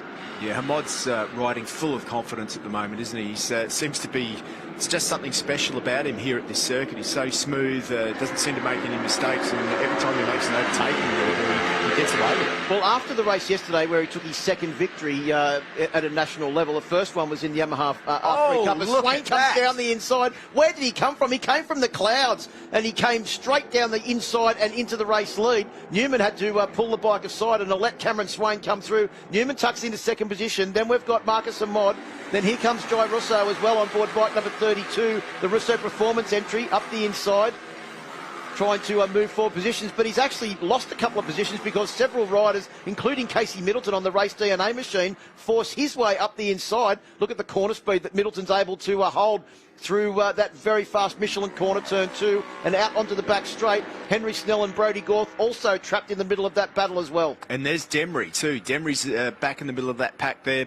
Keep an eye on him. Although we're not talking about him now, you can be guaranteed on the last couple of laps he's going to be up there. Geordie Simpson is back in 11th position, and he's well and truly in this battle because he's only half a second behind the race leader. Well, that's a good ride for him. I think this is probably the best ride I've seen him have on a 300 so far. He's improving every time he comes out, and he needs to, because his brothers are going so well. He wants to get on TV too. Well, the last rider in that first group is Cooper Roundtree on board bike number 57. He's 0.7 of a second behind the leader. Then you've got Valentino Nezovic and Lachlan Lowe having his debut in the Supersport 300 class this weekend. They're 1.4 seconds behind the race leader, so only a couple of tenths of a second. But the way this keeps going, they could very well be onto the back of that lead group as we see Casey Middleton take up the running at the front on board bike number 20.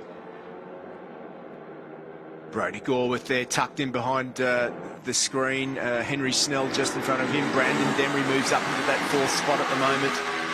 But once again, it's Newman on the Kawasaki that is predominantly at the front of this one. Well, I've got to say, he's been inspired by the new helmet that he got this weekend, the Johnny Ray replica, and he's riding a Johnny Ray-esque race in this first of the Supersport 300 races on today's program. Of course, there was a race yesterday afternoon which was run by Marcus Amod. Josh Newman also put in a great ride in that one as well, leading the race on several occasions. And here comes Henry Snell around the outside. Up the inside goes Casey Middleton. And as usual, Brodie Gorth comes down the inside. Can he get it stopped and turned, Steve? He can, but up the inside goes his teammate and Casey Middleton as well to make it 3 bikes abreast as they come out of Dunlop Corner. That was a massive overtaking manoeuvre by Gorth there. Which one? By Gorth. I'm glad you understand that because there was overtaking manoeuvres from everybody. The last in that corner. one when he just passed like 10 guys in one go into the corner. I didn't think he was going to make it, but he did. It looks like a swarm of bees, Steve, as they make their way through Honda Corner. Oh, we've got one running off on the inside. Lucky to keep the bike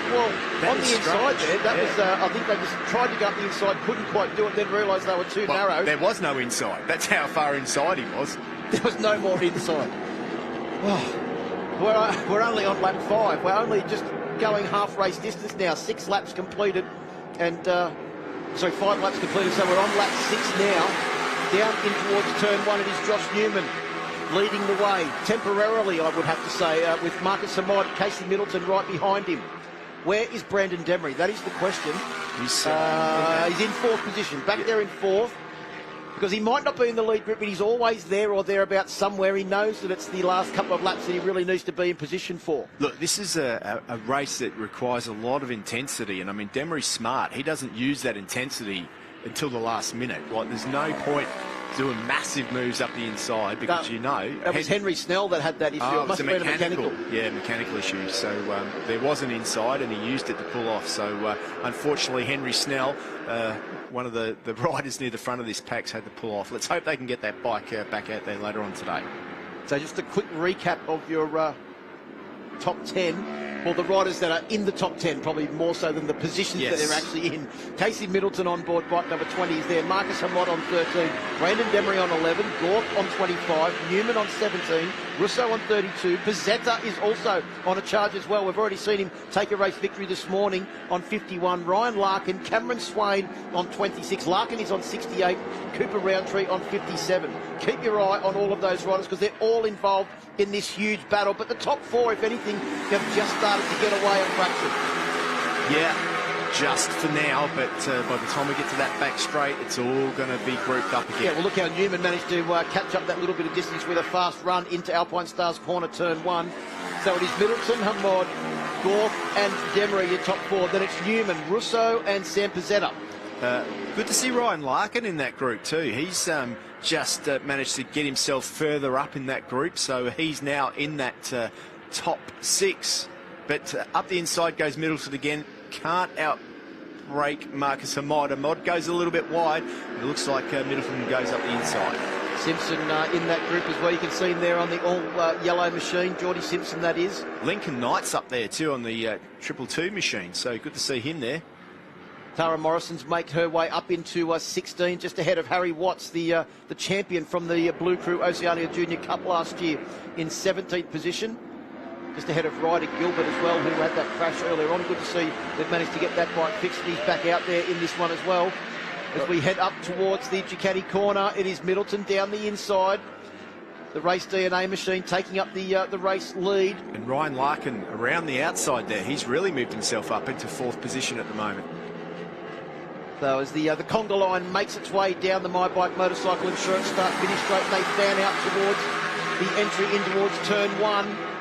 Sam Pizzetta well positioned there as well too. Look at him, see if he's going to get a good run up the back straight into the AWMF corner turn 3. Yeah, we haven't seen much of Pizzetta this race yet, but we know that he's definitely in with a shot. Those yellow what was that all about? Some sort of issue. That's the last place you want to take your hand off the handlebars because you're going to lose a massive drive. That was Lincoln Knight. I don't know whether he thought he had some sort of mechanical, but then the bikes chimed back in, or whether he got hit from behind and he was gesticulating to another rider. Yeah. Newman momentarily took the lead. Back up the inside was Hamod on 13. Positions changing every single corner as Supersport 300 races tend to be.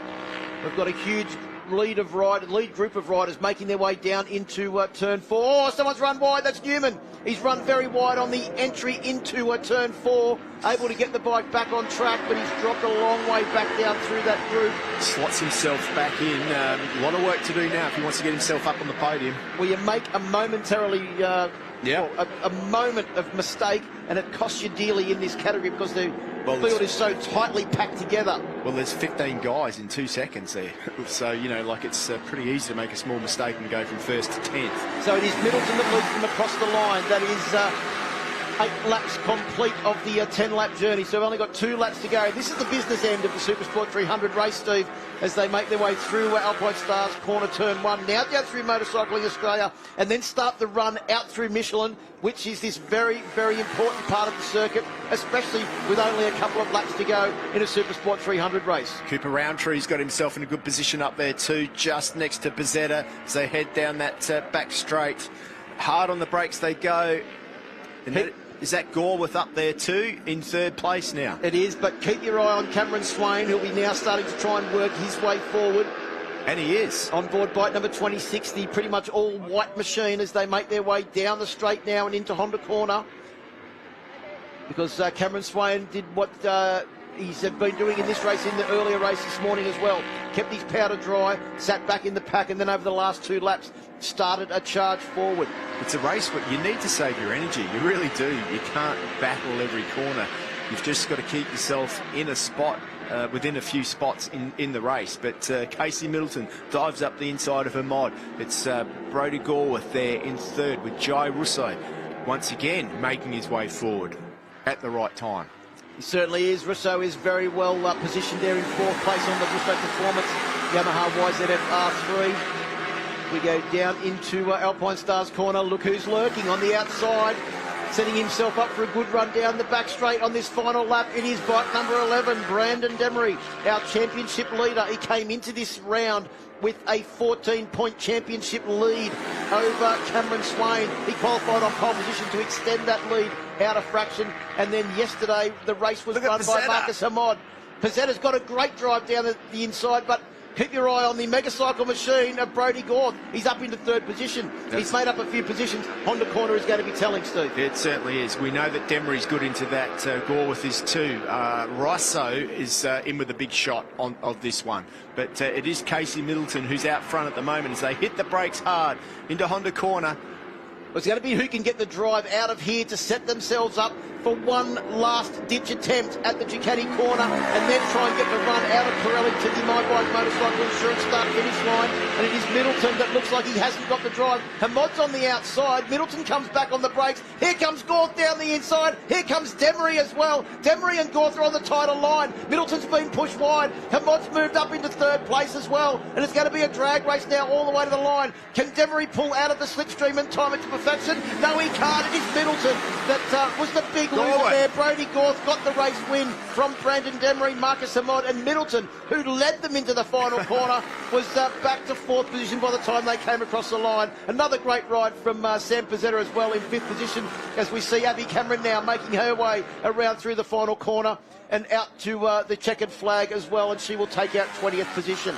Gee, another fantastic race by these guys and girls out there. Fabulous stuff.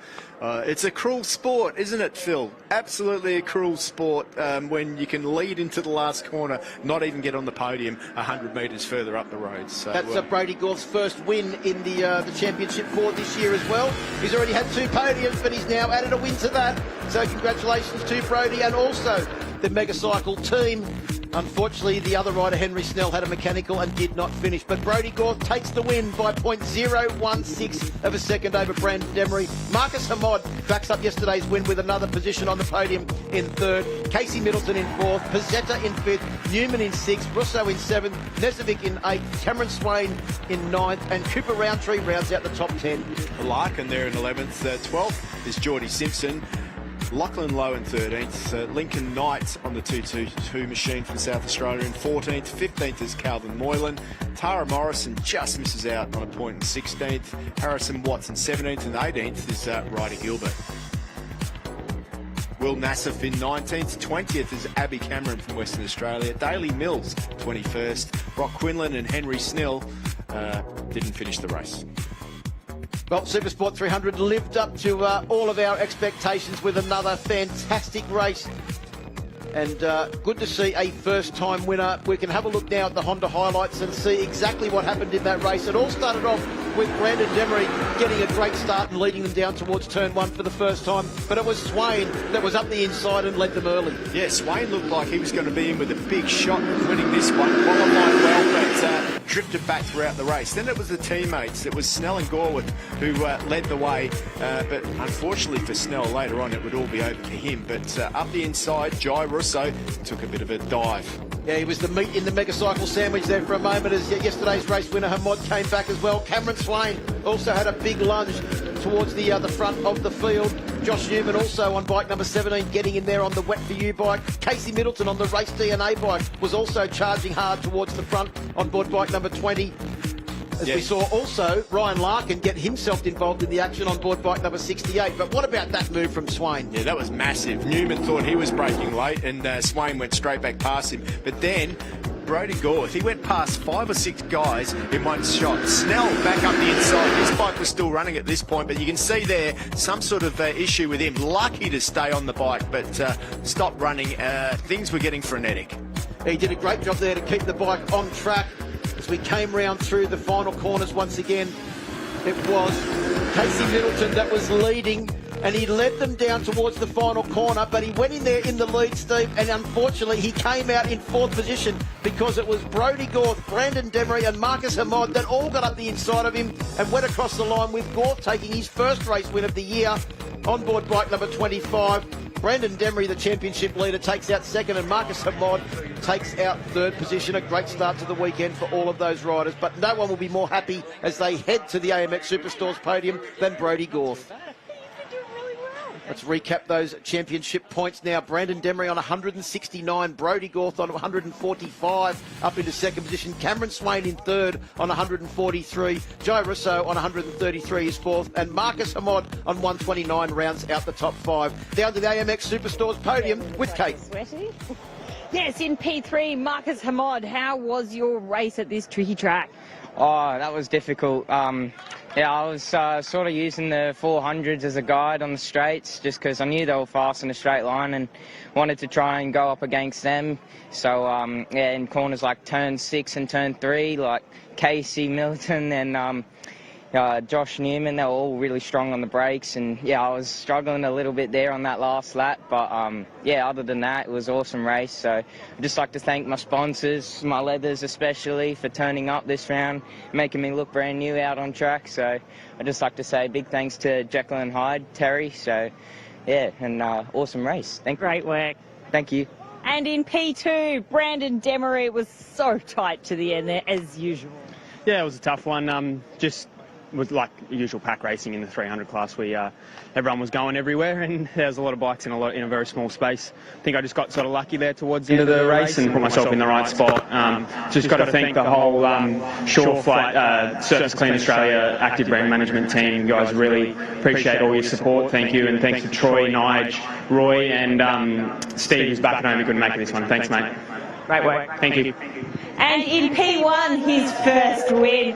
We've got quite a crowd here for you, Brodie Gorth. What a charge. Yeah, no, it was a great race, just worked my way through the pack. Started off alright, then just got pushed back, but then worked my way up and had a plan for the last couple of laps, and it worked out. Ran a bit wide in the last corner, but yeah, couldn't ask for much more. And also just a big thank to everyone supporting me, the Motorcycle Race Team, Ken, my mechanic, Mum and Dad, Raikondi, Racing Road, AGV, Pirelli, Motul, Sprouler Greenhouses, and just everyone. Thank you. Great work. Thanks.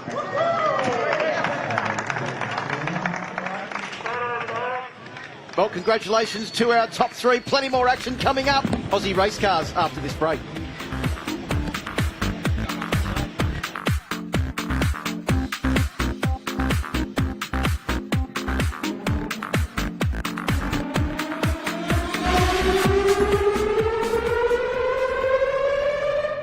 Passion. We don't rest on our laurels. We're always innovating. We are always challenging ourselves. That's the number one thing.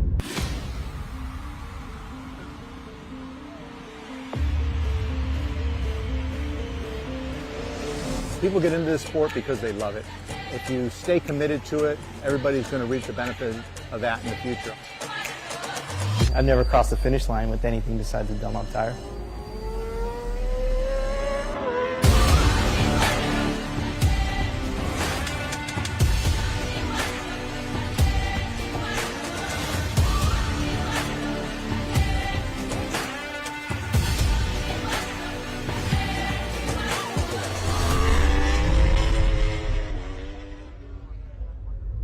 I don't love new things. I've never been one to change for change's sake, unless of course they're better. The equipment we use for a reason. We've been growing grapes on this property for over 60 years. It all started with my dad's dad. When we buy anything new around here, we want what we know works. The new Kawasaki Stockman is a good thing made even better.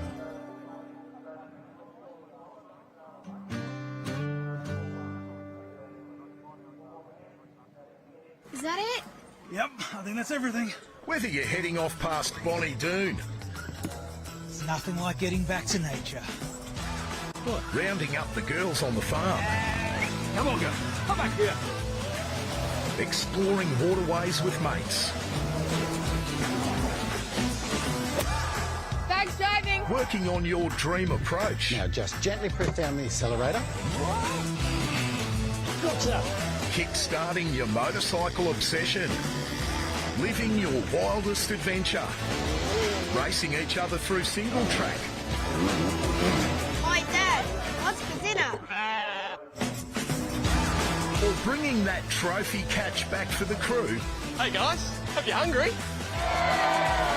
There's no better feeling than sharing it with mates on a Yamaha.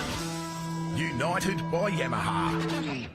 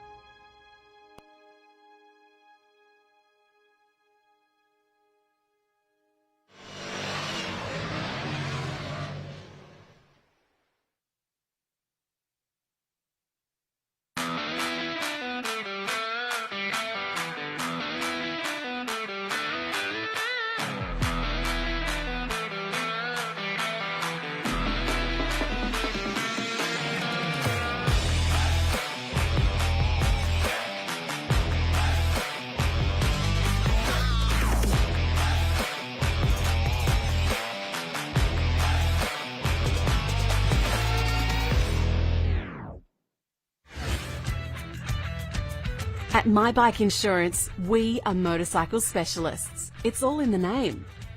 We understand how important your motorcycle is to you, and because of this, we strive to provide peace of mind cover for you and your motorcycle, no matter where your bike takes you. Visit the My Bike website for a quick and easy quote, or call the My Bike Insurance team on 1300 780 446 today. For us, the journey is not about the destination. The journey starts long before we hit the road. The gear we wear, the way it feels, and the safety it brings. Some say the journey never ends, but it has to start. Start your journey with AMX Superstores. Why? Because we ride too. Enjoy the journey with AMX Superstores.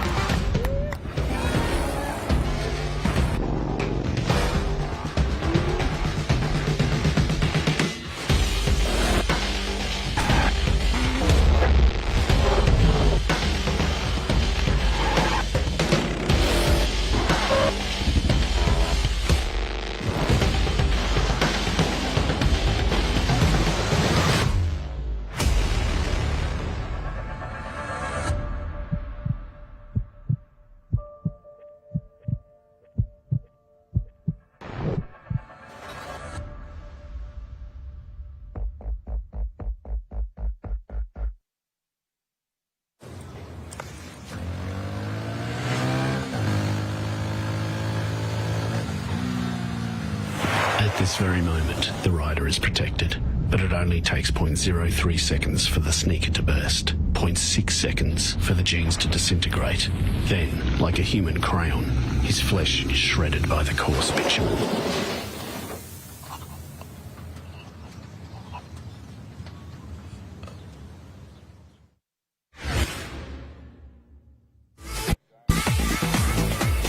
Welcome back to Queensland Raceway in the third round of the My Bike Motorcycle Insurance Australian Superbike Championship presented by Motul. Something a little bit different now. We're back with the Aussie race cars for the final race on their program for this weekend.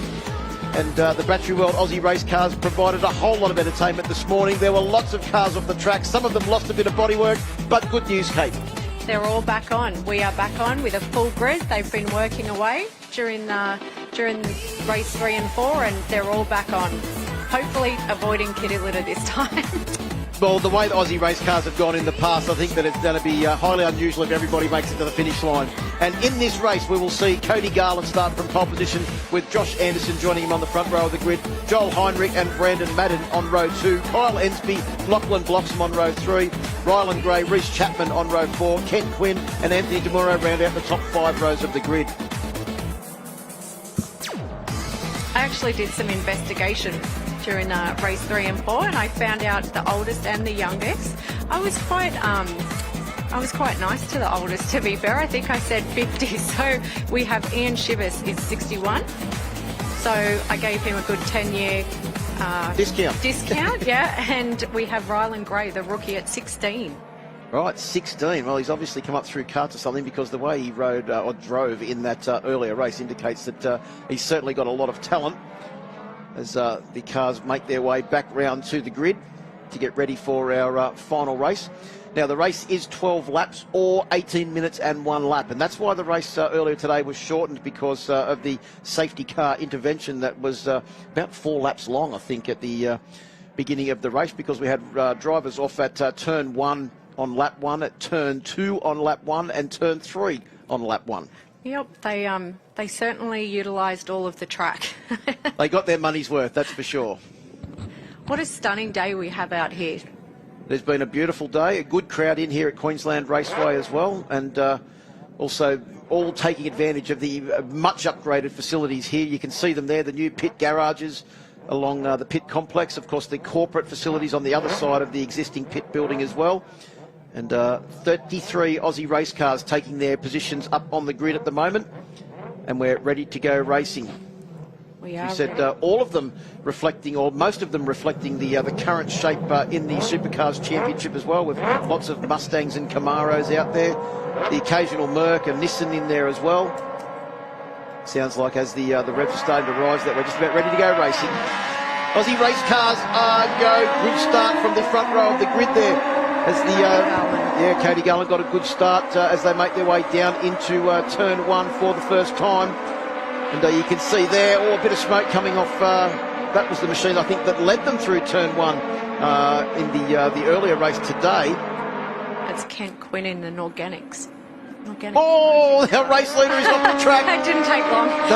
Turn 2, the exit of Michelin corner on the first lap, and we see our race leader off doing a bit of rally driving there, as it looks like we've got one car that's had a bit of a problem and is pulling up as car number 57, Brandon Madden. He was well and truly in the action in race 1, and he's back in this one as well, trying to go around the outside and take up the running into second position, as our race leader, who ran off the circuit, managed to hold it on track and still leads them down towards turn 4.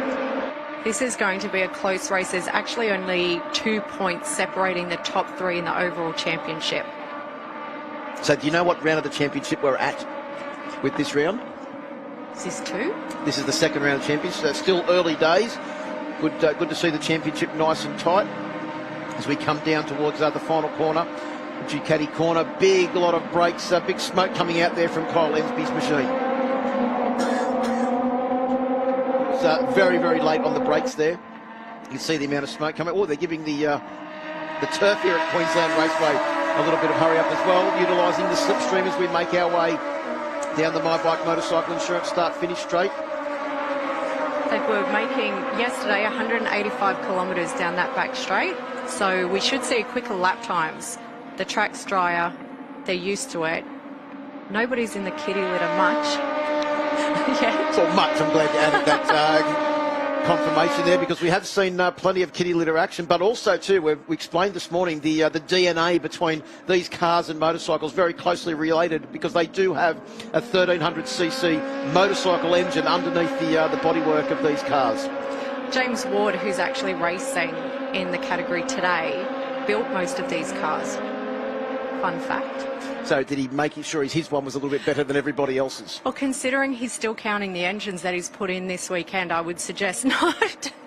And also, too, we've got the Corish brothers that are synonymous with motorcycle racing in this country. They're responsible for getting a very nicely prepared Katana out in a lot of the historic racing. They're actually in this race as well. And unfortunately, one of them didn't make the finish earlier on today, but Andrew Corish is in car number 187. And I think it was Les Corish was a little bit further back in the field. I can't remember what car number he was in, though, but doing a great job. Good to see them out here having a good fun at Queensland Raceway. Oh, big move there. And it's car number 28, Kent Quinn, trying to hold off a very hard charging driver right behind him. So they make their way down through Michelin and out onto the straight. We actually mentioned about the slipstreaming and how important it is in this category as well. And we've seen that multiple times displayed in the earlier Superbike and Supersport 300 and also Michelin Supersport races today as well. Oh, sideways action on the way out of turn 3 and through Dunlop corner. Cody Garland, a great demonstration of driving there. We're seeing Joel Heinrich starting to move. Rylan Gray, he is doing exceptionally well for the youngest competitor.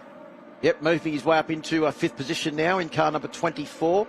You mentioned that Joel Heinrich held the lap record coming into this weekend with a 20.297. In this race so far, the fastest lap is at 21.321. So 9/10 of a second off the lap record coming into this weekend. No surprise it was set by the man that you just mentioned, Rylan Gray. I know, he is one to watch. Unfortunately, we've got 2 cars entering the pits. Car number 117, Lachlan Ward, and also Michael Barch in car number 88. As our looks like a change for the race lead. Car number 1, Josh Anderson up the inside, displaying why he's got the number 1 plate on his car. As he should. He actually just completed his Bachelor of Engineering with honours this week. So he's got a lot on his plate. He's still out there. Well, doing a good job there to take up the race lead, but keep your eye also on Joel Heinrich in car number 16. He's on a charge as well. Brandon Madden, who was in the thick of the action in race number 1 with that very distinctive red, black and white car number 57, has now moved up into second position, but I think he might not be holding it for too long, because on the inside is that Heinrich in car number 16 having a big play for that position as they come down into Honda corner turn 4. It's a nice little battle pack behind the leader there. 3 abreast as they came down the back straight and into turn 4 on that occasion. Looks like Kent Quinn in car number 28, the all green and yellow machine. Very easy to pick that one out, making a charge as well. He's up into 5th position, just ahead of Cody Garland on bike car number 41. Reece Chapman in 25 in position number 7. All of these names were the guys that were in the lead group in the first race earlier today too, aren't they, Kate, with Reece Chapman, Anthony DeMuro in car number 91, and Kyle Ensby in 21, with Matt Gooding in 14 rounding out that top 10. Yep, well, you've got the top 3 of the championship sitting in the top 7 at the moment. We've got, 7 laps to go? I think we'll see a few changes. Well, here we come down the longest straight here at Queensland Raceway. He's having a crack. Trying to go around the outside of Madden. Well, we saw plenty of that overtaking action in the earlier Superbike race with Troy Herfoss and Mike Jones putting on a great demonstration of late braking there at the AMMF corner. Looks like our leader, who was very safely in the lead only a couple of minutes ago, is now... Is that Ryland Gray just taking the lead? Well, it was certainly a big move on the brakes from Ryland Gray as Josh Anderson has gone back to second position. Looks like a Mustang v Camaro battle out front. That's what we like to see, a bit of healthy competition. Brandon Madden sitting back in 3rd position. Joel Heinrich, the youngest driver in the field, in position number 4. So we're on lap 5 now. 4 laps completed. Remember, the race is 12 laps or 18 minutes plus 1 lap. No safety car interventions. We should be able to go the full 12-lap race distance, unlike this morning where we saw many, many laps completed under the safety car, while cars were extricated from the deep gravel traps here at Queensland Raceway. The Aussie race cars are actually the longest supporting category of supercars. You don't get that without being able to display some really quality competition. That's right. I remember watching races at Bathurst in years gone by that were ones that you couldn't take your eye off the screen. They were more entertaining than supercar races. They're really thrilled to be here with Superbikes, Australian Superbikes. That's it's a nice relationship to have some cars. I know they're small, but they certainly pack a punch. Well, they've also got that common DNA with the motorcycle engine in there as well. So doing a great job to put on a show that's in the same league as what the bikes have been putting on this weekend, with lots of overtaking, plenty of action in a 12-lap encounter. The moment is Ryland Gray that leads, and he's got a half-second lead over Josh Anderson in car number 1. Then it's Brandon Madden that's got a lot of attention all over the rear end of his machine. Car number 57, that's from Joel Heinrich and Cody Garland. Cody Garland off the circuit a little bit there on the exit of turn 1. Lucky to keep the car on track as they make their way through Michelin Corner and down the back straight. Now we're on lap 7. These 3 are just going to battle it out until they... Well, you might see... Well, you can see how late it was. Joel Heinrich was on the brakes there, because it looked like the front end of the car was almost scraping on the tarmac here at Queensland Raceway as he got on the brakes. No smoke coming out of the wheels on that occasion though, Kate, as we've seen plenty of times when the desperation overtakes. It happens sometimes. Oh, here we go. That was a big move up the inside, using the ripple strip as a bit of a berm there to try and get the car turned. Using every inch of the track. And then some. Look at them using all of the exit there on the turn 5 corner. You definitely have to be confident in your braking at this track. You want to be able to brake as late as you can, but you don't want to have your car going wobbly and sort of losing it because you have a really slow exit and it just ruins your whole straight. So the fastest lap in this race was done on lap 6 by Ryland Gray, a 1:20.806. That's here we go. 0.6 of a second. Oh no, it's one of the Corish machines, car number 187. That's Andrew Corish involved in that incident. They've been able to get the cars going again. Looks like missing a little bit of bodywork from the back of that machine. Andrew Corish dropping back down the field a few positions there. Looked like was it Nathan Locke in car 27 that was involved in that incident with him. Looks like it. Good battle there with Cody Garland, Kent Quinn right behind him. Certainly won't miss that car of Kent Quinn's. No, look at that lead. And it sort of just appeared out of nowhere, didn't it? Because it was only a lap or two ago that they were battling for the race lead, and Ryland Gray's just pulled the pin. He has gone and he's opened up a lead now that he's bordering on 2 seconds. We've just seen Cody Garland take up third around that corner.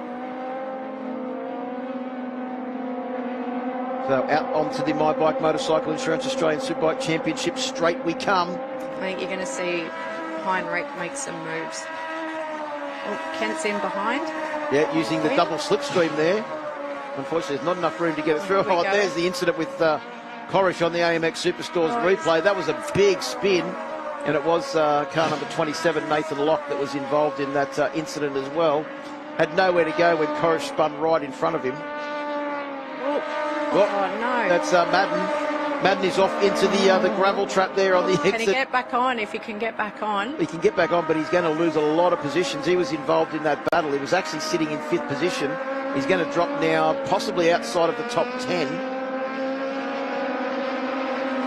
He's sitting just behind Cody, and Cody Brzezinski found the gravel trap in race 3.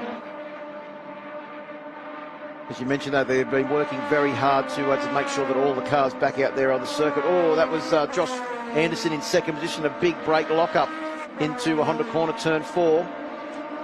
Another change of position there up the inside. I think that was Reece Chapman. Chapman and DeMoro swapping. They can't decide. There might be a little bit of silver and orange paintwork on the other side of that machine when Reece Chapman comes in after the end of this race. This has been some really good racing. Well, unlike the earlier race where we saw a majority of the field off into the gravel trap or spinning, we've only had a couple of small incidents in this race, and everyone's been able to keep going, which is good news, especially for Ryland Gray, because he's going to take an impressive victory here. 2.9 seconds now is his lead over Josh Anderson, who in turn has a 0.6 of a second lead over 3rd place at the moment. Cody Garland with Joel Heinrich in 4th and Kent Quinn holding down 5th position. Let's have a look. Madden dropped back to 10th position with that off-track excursion on the exit of turn 2. 2 laps to go. There's your reigning champion, Josh Anderson. I think got a few Mustangs in a row there. Good to see. Down the back straight you can see, you mentioned too earlier on, Kate, that they had a new aero package for this year as well. Yeah, the aero kit that the category manager, Brad Ward's been working on. Just to make a bit of a change. I think the Aussie race cars have been around for some time, and just to get that extra, it really does help with the response of the car. So like I said before, you can actually maybe get a bit of a wobble, but if you're quick enough, you'll be able to keep it back on the track a lot easier. They certainly look very good as they make their way down through Alpine Stars corner, turn 1. We're on lap 11, so the opportunity to move forward positions is now starting to evaporate. Ryland Gray has got a very handy lead over Josh Anderson, but the real battle is this battle for 3rd position. We've got 3 cars very tightly packed. I think we might see a few more. Look, here we go. That's Anderson, was holding the inside line so that no one could get down the inside. So then Cody Garland was going to be a bit cheeky and try and go around the outside. That one didn't work either. see if we push them into making a mistake. That's usually what happens when somebody's sitting that close behind you. You're so intent on defending that you make small mistakes. Well, and also when you go into a corner with a such a narrow line, the usual rule is that you'll either be a little bit slower on the way in or you'll be a little bit wide on the way out. And I think Cody Garland was trying to take full advantage of that.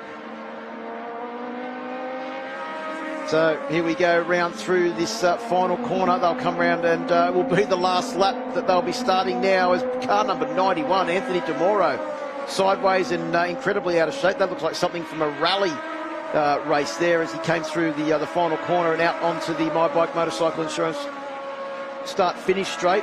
But it is Cody Garland's now moved up into third position, or into second position. No, third, because our second place driver is a fair way ahead. So that tight line hasn't worked for Josh Anderson. He's now gone back to fifth with both Garland and Heinrich moving ahead of him. He's going to have a big plunge on the brakes. Down the straight. Here we go. Who's coming off? Who's off? Well, they're going sideways. A bit of sideways action there. A bit of drifting at Queensland Raceway. Well, it's not the first time we've seen drifting at Queensland Raceway. I'm pretty sure it won't be the last, but just not in an Aussie race cars race. Correct. So the Battery World Aussie race cars putting on a final lap display here with multiple drivers all involved in this battle. Oh, there's been a bit of biff and barge, and we've got Anderson is off the circuit. What's happened to Garland? He's gone backwards as well. So's Anthony DeMoro. He's gone backwards positions in car number 91. The one charging forward, though, is Kent Quinn in car number 28. What's going there? They're doing some high jump. That is like the latest braking you're ever going to see, and unfortunately it hasn't all come off. Ryland Gray takes the race win. That's a shame. That's Kent Quinn out. Cody Garland, I believe, up in the... Well, a lot of smoke coming off that car as he came across the line. I think it was because the guard was rubbing onto the tyre. So Joel Heinrich will take second position. Josh Anderson will take third. Reece Chapman in fourth. Cody Brzezinski in fifth. DeMuro in sixth. Ensby in seventh. Madden in eighth. Garland in ninth. So Cody Garland dropped all the way back to ninth position in the final lap melee. And then Nathan Williams rounds out the top 10. Not an ideal finish for Cody Garland and Kent Quinn. Not what they would have been looking for, I'd suggest. No, not after the early part of that race. But once again, the Aussie race cars have put on a sensational display of racing action. Some great battle packs in that race. In the end, a very comfortable win for Ryland Gray. Takes the win by 5.3 seconds over Joel Heinrich, who takes second position. Josh Anderson rounds out the top three, 7 seconds behind our race leader. Most of that was caused at the final corner. Reece Chapman in fourth, Cody Brzezinski in fifth, Anthony DeMuro in sixth, Ensby in seventh, Madden in eighth, Garland in ninth, and Nathan Williams rounds out the top 10. We have Matt Gooding, Sheridan Phillips, Kent Quinn obviously fell back from that last little tussle into 13th, Jack Waters 14th, Charlotte Ponting, Grant Thompson, Antonio Basile and Andrew Corish. Yeah, Dennis Butler, Ian Shivers rounds out the top 20 with Steve Jackick, Keith Bensley, Todd O'Brien in 23rd, Scott Dornan in 24th, and Nathan Locke 1 lap down, rounds out the 25th position. Time to have a look at the Honda highlights, Kate. And there were most of them were on track in this race, unlike the race earlier today where most of them were off track. They're all got on the way at turn one with a couple of riders going sideways and smoke billowing off cars. But our race leader waited till turn two before the first off-track excursion. There's nothing like seeing Aussie race cars 3 wide around a corner. You can see that big brake lock up into AMMF corner there. And that was setting the scene early on for what was going to be a very exciting race as one car went off spinning on the inside on the entry to Honda Corner. I think that was the Team Navy machine. Team Navy car, yep. They had a great race. It was perfect until the last corner of the last lap. So Madden was the big mover early on, wasn't he? He was moving his way forward in car number 57. You can see him there in the black, white and red entry. More off-track excursions at the exit of turn 2. A bit of sideways action from car number 41. And then we saw this incident between Corish, who spun, and unfortunately car number 27 had nowhere to go. Then it was Madden late in the race was off the circuit, as we saw car number 41, Cody Garland, get it all wrong on the exit of turn 3, and there was plenty of action coming down into the final corner on the last lap. With that bit there, big nudge from behind, and Garland was unfortunately off the track into the gravel trap, along with car number 28. Heinrich and Garland had a few tussles there. Certainly did, but it was Ryland Gray that took the race win over Joel Heinrich and Josh Anderson.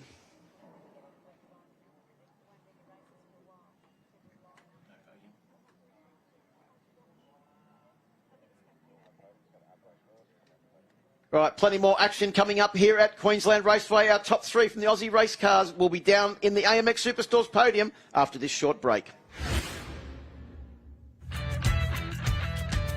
At My Bike Insurance, we are motorcycle specialists. It's all in the name.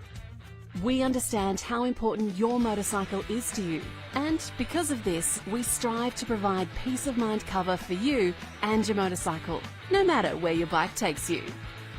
Visit the My Bike website for a quick and easy quote, or call the My Bike Insurance team on 1300 780 446 today. For us, the journey is not about the destination. The journey starts long before we hit the road. The gear we wear, the way it feels, and the safety it brings. Some say the journey never ends, but it has to start. Start your journey with AMX Superstores. Why? Because we ride too. Enjoy the journey with AMX Superstores.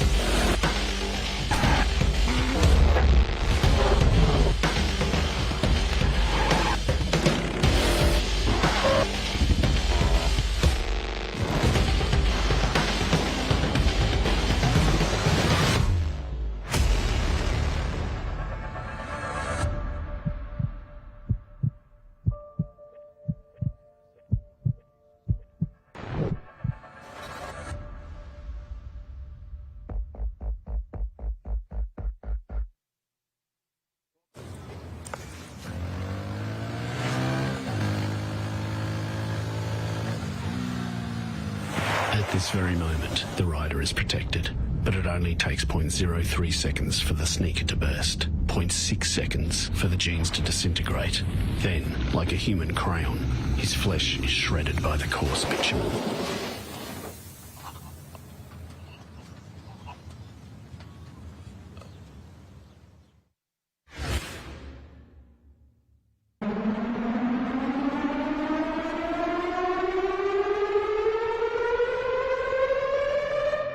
Passion. We don't rest on our laurels. We're always innovating. We are always challenging ourselves. That's the number one thing.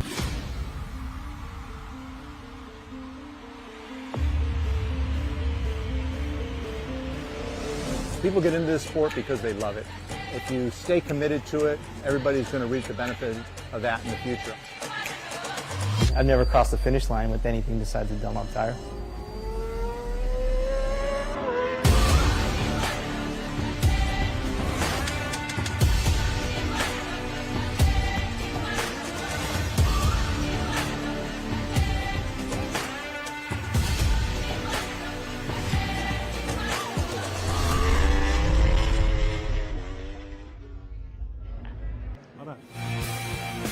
Welcome back. Congratulations, P1, Ryland Gray. What a race. You must be pleased. Yeah, we got off to a pretty good start and just had to move our way forward. I knew I had a fast car. It's just making them positions and getting to the front. Great work. Thanks.